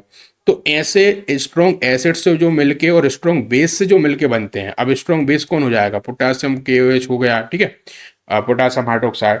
तो जब इनसे मिलके मान के चलिए कोई आपका एक बेस बन रहा है ना, या फिर आप मान लीजिए कि NaOH से मिलके आपका क्या बना, मैं आपको ध्यान से बताता हूँ, देखो NaCl का 7 था, एसिड मान के चलिए HCl था और बेस आपका NaOH था। तो ये जो NaOH है वो आपका कैसा है, एक स्ट्रॉन्ग आपका बेस है और साथ में जो HCl है वो स्ट्रॉन्ग एसिड है। तो ये दोनों जब मिलेंगे तो इन दोनों के जब स्ट्रॉन्ग स्ट्रॉन्ग चीज़ें मिलेंगी तो आपको लगभग जो पीएच मिलेगा वो 7 मिलेगा। इस लाइन का ये मतलब है, याद रखिएगा। ठीक है, तो स्ट्रॉन्ग जो salt of a strong acid and strong base का हमेशा ही न्यूट्रल रहेगा, पीएच 7 रहेगा। और जिसका क्या होगा, सॉल्ट जो कि स्ट्रॉन्ग एसिड होगा लेकिन वीक बेस होगा, तो उसका एसिड जो है पीएच वैल्यू हमेशा लेस देन 7 होगी। क्यों? क्योंकि वहां पे एसिड की जो मात्रा है वो तो बढ़ गई है, क्यों? स्ट्रॉन्ग है एसिड, वहीं पे वीक बेस होने के कारण से उसका पीएच लोअर चला गया। वहीं पे जिनका स्ट्रॉन्ग बेस होगा वहीं वीक एसिड होगा तो उनकी ऊपर चली जाएगी, 7 हो जाएगा, बेसिक कैरेक्टर में ज़्यादा हो जाएगा। तो इनका ये मतलब, और आपको वो चार्ट बताई थी उसमें आपको दिख रहा होगा। ठीक है, तो अब हम देखते हैं भाई केमिकल्स फ्रॉम कॉमन सॉल्ट से क्या क्या बनते हैं। चलो, तो इसके लिए आपको कुछ और भी चीज़ें दी गई हैं, एडिशनल हिस्ट्री से भी चीज़ें दी गई हैं, तो वो भी आपको बताते हैं जरा क्या लिखा है। तो why now you have learned that the salt formed by the combination of hydrochloric acid and the sodium hydroxide solution called the sodium chloride. तो इतना तो आप समझ चुके हो क्या, कि जो आपका HCl से और आपका जो है सोडियम हाइड्रोक्साइड जो सॉल्यूशन से मिलके जो हमको सॉल्ट मिला है उसको हम सोडियम क्लोराइड बोल रहे हैं, NaCl बोल रहे हैं। और यही वो सॉल्ट है जो कि आप यूज करते हैं अपने भोजन में, NaCl को। ठीक है, और you must have observe in above activity that it is a neutral salt है। ये आपका जो NaCl है वो आपका एक न्यूट्रल है, 7s का पीएच है। सी वाटर जो होता है उसमें जो होते हैं कई सारे सॉल्ट्स होते हैं जो कि डिजोल्व होते हैं उसमें, लेकिन सोडियम क्लोराइड ही उनमें से एक ऐसा जो कि सेपरेट करके निकाला जाता है, जो कि डिपॉजिट हुआ था किसके कारण, सॉलिड सॉल्ट के कारण, जो कि फाउंड होता है सेवरल पार्ट ऑफ वर्ल्ड के। और these large crystal are often brown due to the impurities. तो ये जो लार्ज बड़े बड़े क्या होते हैं, क्रिस्टल होते हैं जो कि ब्राउन होते हैं और कुछ इम्प्योरिटीज के कारण ब्राउन होते हैं, और इन्हीं को हम रॉक सॉल्ट बोलते हैं। ठीक है, मतलब कि कुछ आपको सॉल्ट मिलेंगे जो ब्राउन कलर के होंगे लेकिन उनमें क्या होगी, इम्प्योरिटीज होंगी, जिसकी वजह से वो कैसे हैं आपके ब्राउन है, उनको रॉक सॉल्ट करके बोला जाता है। तो beds of the rock salt were found when the sea of the bygone ages dried up. और जो रॉक सॉल्ट जो कि माइंड होता है जैसे कि कोल की तरह। तो दो तरीके से आपके सॉल्ट हम जनरली फाइंड करते हैं। पहला तो जो है समुद्र में क्या करते हैं, पानी को लेते हैं, उसको सुखाते हैं और ऐसे करके फैला देते हैं ना, और जब वो सन में सूखता है तो हमें क्या मिलता है, वहां से सॉल्ट मिल जाता है। एक तरीका ये हो गया। दूसरा, रॉक सॉल्ट निकालने के लिए क्या होता है, बड़ी बड़ी गुफाएं होती हैं, उनमें क्या होता है, वो भरा हुआ होता है इस तरीके से। उसको क्या कर दिया जाता है, कुल्हाड़ी वगैरह लेके इस तरीके से ये चीज औजार लेके इसको खोदा जाता है और वहां से निकाला जाता है। ठीक है, तो ये रॉक साल्ट होता है। तो आपने महात्मा गांधी का दांडी मार्च भी सुना होगा, जिसमें कि वो क्या करते हैं, सॉल्ट के लिए करते हैं, जो कि क्या करती है, ब्रिटिश जो गवर्नमेंट होती है उस टाइम पे सॉल्ट पे टैक्स लगा देती है, जिसकी वजह से आम आदमी का होता है सॉल्ट खा नहीं पाता है। तो गांधी जी क्या करते हैं, उसके लिए एक दांडी यात्रा निकालते हैं। वहां पे क्या करते हैं, वो उसके लिए जाते हैं और मांग करते हैं कि सॉल्ट का टैक्स कम करा जाए, है ना। तो सोडियम क्लोराइड जो था वो एक इम्पोर्टेंट सिंबल है हमारे स्ट्रगल ऑफ मूवमेंट में, याद रखिएगा। तो इतनी सी बात आपको यहाँ पे बताई गई है। अब आगे क्या बताया गया वो भी पढ़ लेते हैं। जो कॉमन सॉल्ट जो होता है एक रॉ मटेरियल होता है केमिकल के रूप में। कैसे? तो कॉमन सॉल्ट जो होता है thus obtain is an important raw material for various material daily use के लिए आता है। सोडियम हाइड्रोक्साइड जैसे कि आपका हुआ, baking soda, washing soda, bleaching powder, many more let us how substance use for making all these different substances. मतलब कि अब हम देखेंगे कि इनका यूज करके हम जो है अलग अलग चीजें कैसे बनाते हैं। जैसे कि सोडियम हाइड्रोक्साइड जो आपका है, तो सोडियम हाइड्रोक्साइड का यूज करके हम जो है क्या क्या चीजें बनाते हैं उनको देखते हैं। तो जो आपकी इलेक्ट्रिसिटी पास होती है से एक्वेस सॉल्यूशन से, तो उसमें जो होता है आपका सोडियम क्लोराइड आपका होता है, जिसको हम ब्राइन करके बोलते हैं, याद रखिएगा, ये बहुत इंपॉर्टेंट है। तो ये डिकम्पोजिस हो जाती है और टू फॉर्म कर लेती है किसको, सोडियम हाइड्रोक्साइड को। और the process called the क्लोर alkali process. तो इसको क्लोर अल्कली प्रोसेस कहते हैं। जब आपका क्या होता है, एक सोडियम क्लोराइड सोडियम हाइड्रोक्साइड में टूटता है तो क्लोर अल्कली प्रोसेस को कहा जाता है। फिर because of the product form जो है chlor for the chlorine and alkali for the sodium hydroxide. इसको क्लोर अल्कली इसलिए कहा जाता है क्योंकि इससे क्लोरीन निकलती है और साथ में इसमें हमें सोडियम हाइड्रोक्साइड मिलता है। ठीक है, इसकी वजह से इसको क्लोर अल्कली कहा जाता है इस प्रोसेस को। ये आपको दिख रही होगी यहाँ पे, ये बहुत इंपॉर्टेंट है। तो क्लोरीन गैस जो आपकी is given of at the anode. तो ये जो क्लोरीन गैस है वो कहाँ पे, एनोड पे जमा होती जाती है। एंड हाइड्रोजन गैस आपकी कैथोड पे जमा होती जाती है। और सोडियम हाइड्रोक्साइड सॉल्यूशन जो है फॉर्म हो जाता है नियर द कैथोड के पास में। और जो थ्री प्रोडक्ट जो होते हैं हमारे इस प्रोसेस में, इनको हम यूजफुल रूप में यूज कर पाते हैं। फिगर 2.8 में आपको दिख रहा होगा। मतलब इसमें इतना सा करते हैं कि भाई सॉल्ट को लिया हमने NaCl को, और उसको क्या करेंगे, वाटर वगैरह को डाल के इसका हम इलेक्ट्रोलाइसिस वगैरह करा देते हैं। मतलब कि हम इसमें क्या करते हैं, मैं आपको समझाता हूँ। यहाँ पे NaCl भरा हुआ है, इस NaCl में हम क्या करेंगे, एक कैथोड एक एनोड लगा देंगे, और इस कैथोड और एनोड में क्या कराएंगे हम, इसका क्या कराएंगे, इलेक्ट्रिसिटी से इसको क्या करा देंगे, इसको दे देंगे पावर। ये आपका एनोड है, इसको मैं ए से डिनोट कर देता हूँ, ये कैथोड है, सी से डिनोट कर देता हूँ। तो जब इसमें हम पावर देते हैं तो ये क्या करता है, इसमें से इसमें गैसेस जनरेट होने लगती हैं। तो एक तो बन जाता है हमारे पास में NaOH करके, और एक हमारे पास में इधर से Cl2 निकल जाता है, और यहाँ से हाइड्रोजन गैस निकलने लगती है। ठीक है, अब इसका हम बहुत यूज कर सकते हैं भाई साहब। क्लोरीन आपका कहाँ कहाँ यूज हो जाएगा, वाटर के ट्रीटमेंट में यूज आता है, स्विमिंग पूल में आता है, PVC इससे बनता है, डिस इन्फेक्टेंट बनते हैं, CFC बनते हैं, पेस्टिसाइड बनते हैं, तो उसमें यूज हो जाता है। हाइड्रोजन भी बहुत यूज आता है हमारे लिए फ्यूल्स के रूप में, है ना, मार्जन के रूप में, अमोनिया के रूप में, फर्टिलाइजर के रूप में, बहुत जगह आता है। ये सब आपको बाद में भी और मैं बताऊंगा, अभी मैं शॉर्ट में चीज़ें बता रहा हूँ। वहीं पे NaOH जो होता है उसमें ब्रांड कंटेनिंग होती है, तो ये हमारा क्या होता है, डीग्रीजिंग मेटल में सोप्स बनती है, साबुन जो बनती है, डिटर्जेंट जो बनते हैं, पेपर मेकिंग जो होती है, सब में NaOH यूज होता है। तो देख रहे हो, एक सिंगल जो सॉल्ट है आपका NaCl, उसका हम कितना यूज ले रहे हैं, देख रहे हो, है ना। कहीं हमने क्लोरीन उससे ले ली, हाइड्रोजन ले ली, तो ये सब आपके लिए इंपॉर्टेंट है। ठीक है, तो अब आगे लिखा है भाई ब्लीचिंग पाउडर। अब ये ब्लीचिंग पाउडर है, उसका भी बहुत यूज आता है। कैसे आता है मैं आपको बताता हूँ। तो आपने ये तो देख चुके हो कि you have already come to know that chlorine आपका प्रोड्यूस होता है ड्यूरिंग इलेक्ट्रोलाइसिस ऑफ जो एक्वेंस जो है किसको, सोडियम क्लोराइड को, जिसको हम ब्राइन बोल रहे हैं। ये तो आप समझ गए हो। ठीक है, तो दिस क्लोराइन जो है आपका क्लोरीन गैस जो हमारी हो रही है, उसको हम मैन्युफैक्चर कर सकते हैं ब्लीचिंग पाउडर को बनाने में। ब्लीचिंग पाउडर जो होता है वो प्रोड्यूस होता है जब हम क्या कराते हैं, क्लोरीन को ड्राई जो सिलिक लाइम होता है, जो कि होता है कैल्शियम हाइड्रोक्साइड, उसके संग रिएक्शन कराते हैं तो हमें ब्लीचिंग पाउडर मिलता है। कैसे मिलता है, तो उसको हमें कैल्शियम OCl2 मिलता है ना, मतलब कि CaOCl2 मिलता है आपको। तो ये हमें कब मिलता है, जब हमारा इसके संग में रिएक्शन होती है। ये आपको क्या दिख रहा है, कैल्शियम हाइड्रोक्साइड दिख रहा है। ठीक है, तो कैल्शियम हाइड्रोक्साइड की जब हमारी क्लोरीन के संग रिएक्शन होती है तो हमारे पास में कैल्शियम ऑक्सी क्लोराइड आ जाता है, जो कि हमारा CaOCl2 है, और वाटर हमारे पास में निकल आता है। तो ये जो चीज आपको यहाँ पे दिख रही है, ये वाली चीज, इसी को कहा जाता है कि आपका ब्लीचिंग, है ना, ब्लीचिंग पाउडर करके। ठीक है, याद रखिएगा। तो दो the actual composition is a quite जो है कैसी है, किधर गया, कॉम्प्लेक्स है। तो वो तो आपको यहाँ पे हम नहीं बता रहे हैं कि भाई कैसे कैसे ये चीज़ें होती, बस सिंपली याद रखना कि कैल्शियम हाइड्रोक्साइड क्लोरीन के संग मिलेगा तो आपको इस तरीके से रिएक्शन में निकल के आएगी, ब्लीचिंग पाउडर आपको दे देगी। अब जो ब्लीचिंग पाउडर आपको मिला है वो भी हम बहुत सारी चीज़ों में यूज़ करते हैं, और ये आपके एग्जाम में भी आएगा। जैसे कि हम इसका क्या करते हैं, ब्लीच करने के लिए कॉटन वगैरह को। अब पहले तो ये बात समझ लो कि यार ब्लीचिंग का मीन क्या होता है, क्योंकि कई बच्चों को शायद ये नहीं पता हो। तो ब्लीचिंग का मतलब होता है कोई भी क्या करना, कलरलेस करना किसी भी चीज़ को, कलरलेस बोल लीजिए, या फिर उसको वाइट करना, ठीक है, सफ़ेद करना। तो तब हम ब्लीच का यूज़ करते हैं, ब्लीच का ये मीन होता है लेटर। तो ब्लीचिंग पाउडर हमारा किसके लिए हो जाता है, कॉटन वगैरह के लिए, लेलिन के लिए, टेक्सटाइल इंडस्ट्री में इनको सफ़ेद करने के लिए, एकदम वाइट करने के लिए। फॉर ब्लीचिंग जो है, जो वुड पल्प होते हैं आपके, पेपर वगैरह फैक्ट्री से जो निकलते हैं, उनको ब्लीच करके उससे क्लॉथ वगैरह बनाना, या फिर उससे हो सकता है पेजेस आप बना रहे हो, है ना।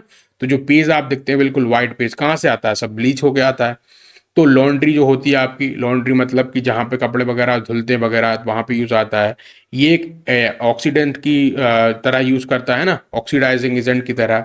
अब ये भी आपने, मैंने पिछले लेक्चरों में बताया था भाई, ऑक्सीडाइजिंग एजेंट कौन होते हैं और रिड्यूसिंग एजेंट कौन होते हैं, आपको पता है, चैप्टर 1 में पढ़ाया अच्छे से। तो उनमें यूज़ आएगा केमिकल इंडस्ट्रीज़ में। ये ड्रिंकिंग वाटर में यूज़ आएगा, ये इसको क्या करेगा, जम वगैरह से दूर कराता है। ठीक है, अब बेकिंग सोडा भी हम बनाते हैं। अब बेकिंग सोडा कैसे बनाएंगे, तो इसके लिए जो है एक प्रोसेस होती है, देखिए। तो बेकिंग सोडा आपका कॉमनली जो कि हमारे घरों में यूज़ आता है, और इससे हम बड़े बड़े टेस्टी क्या बनाते हैं, क्रिस्पी पकौड़ाज भी बनाते हैं, आपने खाए होंगे, है ना, बेकिंग सोडा को डाल के। तो sometime it is added for the faster cooking, और ये जो है फास्ट करने के लिए कुकिंग को तब यूज़ करा जाता है। तो केमिकल नेम जो है आपका कंपाउंड का, वो सोडियम हाइड्रोजन जो है कार्बोनेट है, जिसको हम NaHCO3 जो है 3 से इसको लिखते हैं ना, CO3 करके, मतलब कि सोडियम हाइड्रोकार्बोनेट। तो ये प्रोडक्ट जो हमारा होता है वो सोडियम क्लोराइड से ही बनता है। कैसे बनता है वो देख लो। तो हम इसका जो हमारा कौन है, नमक, यहाँ पे सोडियम क्लोराइड है, उसका वाटर के संग में, और किसके संग में, और कार्बन डाइऑक्साइड के संग में और NH3 जो कि अमोनिया है उसके संग में जब रिएक्शन होती है तो NH4Cl मिलता है जो कि अमोनियम क्लोराइड है। और साथ में हमारे पास में हमारा जो है डिजायर्ड प्रोडक्ट निकल जाता है कौन, सोडियम हाइड्रोकार्बोनेट, हाइड्रोजन कार्बोनेट, जो कि हमारा कौन है, बेकिंग सोडा है। ठीक है, याद रखिएगा ये। तो did you check pH of sodium hydrogen carbonate activity 2 point जो है 14, तो आपने जब 2.14 में करा रहा था उसमें आपने देखा होगा कि इसका भी पीएच था कुछ। तो कैन यू जो है calculate why it can be use to neutralize an acid, तो इसको यूटिलाइज क्यों करा जाता होगा, तो सिंपल सा आंसर है क्यों करा जाएगा भाई, क्योंकि बेस है ना। और it is a mild and non corrosive basic salt आपका है ये। और द फॉलोइंग जो कि रिएक्शन प्लेस होती है when it heated during the cooking, जब आप क्या करते हैं पकौड़ा में इसको डाल देते हैं ना, किसको, इस बेकिंग सोडा को, है ना, जब पकौड़ा में डाल देते हैं तो उसमें क्या होती है, कुछ रिएक्शंस होती हैं, कैसे होती है देखिए। तो सोडियम हाइड्रोजन कार्बोनेट के जो हीट करा जाता है तो ये क्या होता है आपका सोडियम कार्बोनेट में टूट जाता है और इससे एक हाइड्रोजन मतलब कि ये आपका H2O मतलब वाटर निकलता है और कार्बन डाइऑक्साइड गैस निकलती है। यही कार्बन डाइऑक्साइड क्या करती है आपकी, उस पकौड़ा को फुलाने में मदद करती है ना, याद रखिएगा। तो इसलिए इसको बहुत ज़्यादा यूज लिया जाता है। तो sodium hydrogen carbonate has got various uses in house hold, कैसे, तो पहला तो यह है कि जब हम बेकिंग पाउडर बनाते हैं आपका, तो which is mixture of baking soda, sodium hydrogen carbonate and mild edible acid such as a tartaric acid, तो when baking powder is heated or mixed in a water the following reaction take place, मतलब कि जब आप क्या करते हैं sodium hydrogen carbonate को आप क्या कराते हैं किसी भी एसिड के संग में रिएक्शन कराते हो तो आपका वहां से कार्बन डाइऑक्साइड निकलता है, वाटर निकलता है और सोडियम सोल्ट और ऑफ एसिड आपको मिल जाता है। ठीक है, तो वहां पे यूज आता है। साथ में जो कार्बन डाइऑक्साइड आपकी प्रोड्यूस होती है इस रिएक्शन के दौरान में, ये जो ब्रेड वगैरह होती है या केक जो होता है उसको क्या करती है थोड़ा सा सॉफ्टी और स्पंजी बनाती हैं। आपने देखा होगा ना कई सारे हम केक जो होते हैं उसमें बेकिंग सोडा डालते हैं, क्यों डालते हैं, क्योंकि उससे जो CO2 निकलेगी और उस CO2 की वजह से क्या होगा, वो आपका कैसा बनेगा, सॉफ्ट और स्पंजी बनेगा। ठीक है, सोडियम हाइड्रोजन कार्बोनेट आपका एक इंग्रीडियंट डिएंट के रूप में भी यूज आता है ना, इंग्रेडिएंट कैसे कि एंटासिड के रूप में। तो जब आपका एक एल्कलाइन हम लेते हैं, एल्कलाइन मतलब वही बेस की बात कर रहा है, तो उसको न्यूट्रलाइज कर देता है एक्सेस एसिड को इन स्टोमक में एंड प्रोवाइड कराता है हमारे हमको क्या, रिलीफ के तौर पे। मतलब आपको मैंने शुरू में बताया था बेकिंग सोडा आप ले सकते हो यदि आपको एंटासिड है तो, मतलब आपको एसिडिटी है तो। ये आपका यूज आता है सोडा एसिड फायर एक्सटिंग्विशर के तौर पे, मतलब कि आप कहीं भी आग लग जाए तो आप बेकिंग सोडा का यूज करके आग बुझा भी सकते हो। ठीक है, तो ये कैसे होगा, वो उसके लिए आपको क्या करना पड़ेगा, उसको विनेगर वगैरह में डाल दो बेकिंग सोडा को और उसमें आग में छिड़क दो तो आग बुझ जाएगी। अब अगला है आपका वॉशिंग सोडा करके, इसको भी जरा समझ लेते हैं क्या है। तो another chemical that can be obtained from the sodium chloride is uh, कौन है आपका, sodium carbonate 10H2O, washing soda आपका है। मतलब कि जब आपका सोडियम कार्बोनेट में क्या हो, हाइड्रोजन से जो मतलब कि वाटर के संग में इसकी रिएक्शन हो और एक इस तरह का आपको जब कंपाउंड मिल जाए तो उसका नाम होता है आपका क्या, वॉशिंग सोडा। तो you have seen above that sodium carbonate can be obtain by heating baking soda. तो बेकिंग सोडा को जब क्या करेंगे आप थोड़ा सा रिक्रिस्टलाइजेशन करेंगे सोडियम कार्बोनेट का, एक वॉशिंग सोडा आपको मिलेगा इस तरीके से। तो अब आप यहाँ पे मत जाना कि यार ये 10H2O कैसे आ गया है, ये थोड़ा सा क्लास 11th का टॉपिक है, उसको बाद में समझेंगे, बस इतना याद रखना कि ये आपका फॉर्मेशन हो जाएगी। ठीक है, आगे देखो जरा, बोल रहा है कि व्हाट डज जो है 10H2O सिग्निफाई, बोल रहा है आप देखो पूछ भी लिया आपसे कि भाई जो 10H2O है वो क्या सिग्निफाई कर रहा है, डज इट मेक जो है सोडियम कार्बोनेट वेट। तो वे जो है we will address that question in the next session, तो वो ये आपको बता रहा है, इसको हम अगले क्वेश्चन में सेक्शन में देखने वाले हैं। चलो, तो sodium carbonate and sodium hydrogen carbonate आपके यूजफुल होते हैं केमिकल्स में बहुत ही इंडस्ट्रियल पर्पस के लिए। कैसे, तो जो वॉशिंग सोडा होता है उसका यूज तो आप देखेंगे कि भाई साहब सोडियम कार्बोनेट जो कि वॉशिंग सोडा है वो यूज आता है किसमें, गिलास जो बनते हैं आपके उसको बनाने में, सोप जो होती है उसको बनाने में, पेपर इंडस्ट्री में इसका यूज आता है। It is use in the manufacture of जो है सोडियम कंपाउंड, जैसे कि बोरेक्स जो हो गया उसमें यूज आता है आपका।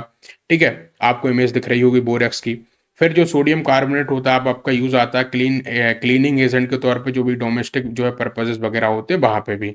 और इट इज जो है आपका used for removing permanent hardness of water. तो यार जब नाम ही इसका क्या है वॉशिंग सोडा है तो सिंपल सी बात है वॉश करने तो यूज आएगा ही, है ना, तो इसमें कोई दिक्कत वाली है ही नहीं आपको।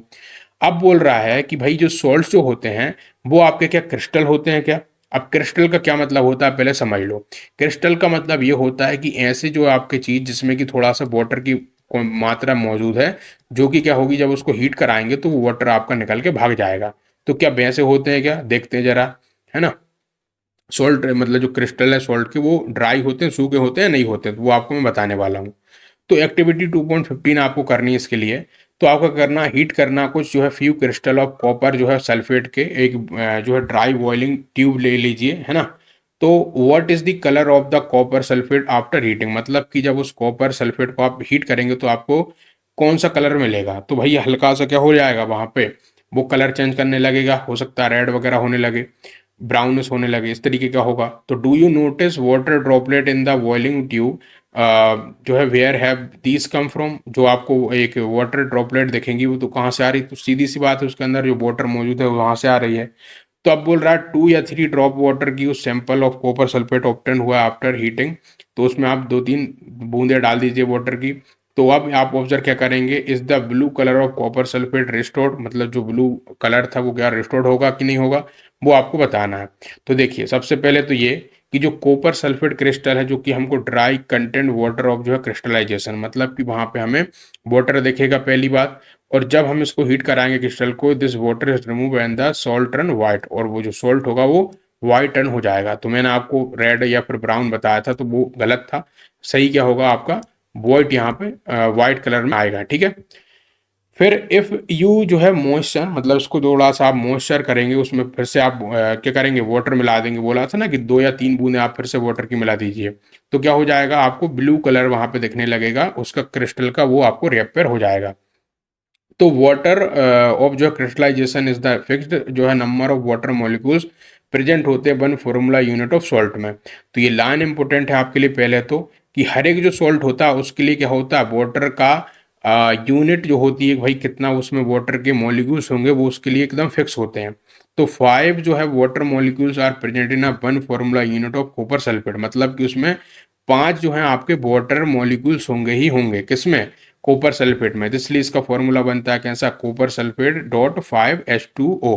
और ऐसे ही आपको अभी भी आपको बताया था ना कि Na2CO3 का जो था 10 था, तो इसमें कितने होंगे, 10 आपके वाटर मॉलिक्यूल्स होंगे, ठीक है। अब ये भी आपको थोड़ा और डिटेल में आगे देखने को मिलेगा, अभी दिक्कत मत दिमाग में मत लीजिएगा। तो वन अनदर सॉल्ट, कोई आपको एक दूसरा अदर सॉल्ट बताया जा रहा है, which possess water of crystallization is gypsum, gypsum करके एक होता है। It has a 2 water molecules as water of crystallization, तो उसके पास में 2 वाटर मॉलिक्यूल्स होते हैं, तो इस तरीके से होता है आपका कैल्शियम सल्फेट डॉट 2H2O, तो इसको हम गिप्सम बोलते हैं, ठीक है, या जिप्सम बोल लीजिए, गिप्सम बोल लीजिए, इसको पढ़ा जाता है। तो ये भी बहुत यूज आता है आपका, याद रखिएगा। तो ये ध्यान से देखिए इस चीज को, क्या क्या मैं बता रहा हूँ। यहाँ पे एक नई चीज आपके लिए आई है, मैं आपको यहाँ पे साइड में बता देता हूँ। तो जब आपका कॉपर जो था कौन, यहाँ पे देखो, जब आपका क्या होगा, कैल्शियम जो है 2SO4 डॉट क्या होगा, 2H2O होगा, क्या होगा, ये वाला होगा। तब इसको तो पढ़ा जाएगा क्या, जिप्सम। वहीं पे जब इसको आप क्या कराएंगे, हीट वगैरह करके, जो कि 373 केल्विन पे जब इसको हीट कराएंगे तो अपने वाटर मॉलिक्यूल्स को लूज करके कैल्शियम सल्फेट हेमीहाइड्रेट बन जाएगा। हेमीहाइड्रेट का मतलब क्या है कि इसका दो जो होगा वो हाफ में कन्वर्ट हो जाएगा। तो तब इसका नाम बदल के क्या हो जाएगा, आपका जिप्सम नहीं रहेगा, बल्कि क्या हो जाएगा, इसको हम कहेंगे प्लास्टर ऑफ पेरिस करके, ठीक है। और जो कि आपका यूज आता है कहाँ पे, है ना, प्लास्टर ऑफ पेरिस कहेंगे, जो कि आपका डॉक्टर वगैरह यूज करते हैं जब आपको फ्रैक्चर हो जाए बोन वगैरह में, तो उसको सपोर्ट देने के लिए यूज आता है, ठीक है। तो प्लास्टर ऑफ पेरिस एक white powder and mixing with water it change to a gypsum once again giving a hard जो है सॉलिड मास। तो जब उसमें आप फिर से वाटर मिला देंगे प्लास्टर ऑफ पेरिस में, तो ये जिप्सम में बदल जाएगा और एक हार्ड सॉलिड मास आपको देगा। तो इस तरीके से आपको बनता है। ये देखिए आपका प्लास्टर ऑफ पेरिस है, फिर इसमें हमने और वाटर मिला दिया, ये आपका जिप्सम बन गया और एक हार्ड बन जाएगा। तो नोट ये करने वाली बात है कि only half a water molecule shown to be attached as a water of a crystallization. तो how can you get a half water molecules, मतलब कि जो हाफ है वो कैसे मिलेगा। तो it is written in this form because 2 formula unit of जो है calcium sulphate share 1 molecules of the water and plaster of Paris is use for जो है मेकिंग टॉयज मटेरियल फॉर। मतलब देखो एक नई बात आपके लिए आई है कि हम जो यहाँ पे हाफ हाफ करके बोल रहे हैं, तो ये कैसे आ रहा है, इसका मतलब ये है कि जो वाटर के जो मॉलिक्यूल्स हैं आपके, वो आधे यूज आ रहे हैं वहां पे, है ना। यही तो लिखा है कि भाई देखो, it is written in this form because जो है 2 फॉर्मूला यूनिट जो आपका होगा वो 1 उसको लेगा, मतलब कि जब हम ये क्या करेंगे, दो हमको लेना पड़ेगा, मतलब कि दो आपके इस तरीके से SO4 जब होंगे तब जाके पूरा एक आपका हाइड्रोजन को ले रहे होंगे वो, इसका ये मतलब है। ठीक है, ये डॉट हमारा लगा है, तभी तो इसको वो कैंसिल कर पाएगा ना, 2 से 2। ठीक है, तो इसका ये मतलब है। तो शायद आपको ये बात समझ ना आ रही होगी, मैं इसको फिर से समझाऊंगा आपको, दिक्कत मत लीजिएगा। तो ये चीज़ होती है और उसको हम टॉय वगैरह को बनाने में, डेकोरेशन का आइटम बनाने में यूज़ करते हैं। तो चलिए, ये था आपका ये पूरा चैप्टर। आई होप आपको समझ आई होंगी बातें। फिर हम मिलते हैं नए चैप्टर के संग में। और इसमें जो ये लास्ट वाला जो चीज़ है कि भाई ये कैसे मैं बताना चाह रहा था आपको, तो ये आपको अभी भी यदि समझ नहीं आई तो मुझे कमेंट जरूर करिएगा कि सर ये जो लास्ट वाली चीज़ है आप एक बार और बता दीजिए, मैं बिल्कुल आपको बताऊंगा। अब आप मुझे कमेंट में बताइएगा आपको कौन सा चैप्टर सबसे पहले चाहिए, कौन सा सबसे लास्ट में चाहिए, किस तरह के क्वेश्चन चाहिए, सब कुछ मुझे कमेंट बॉक्स में चाहिए आपसे, है ना। फिर मिलते हैं नेक्स्ट लेक्चर में, तब तक के लिए थैंक यू वेरी मच।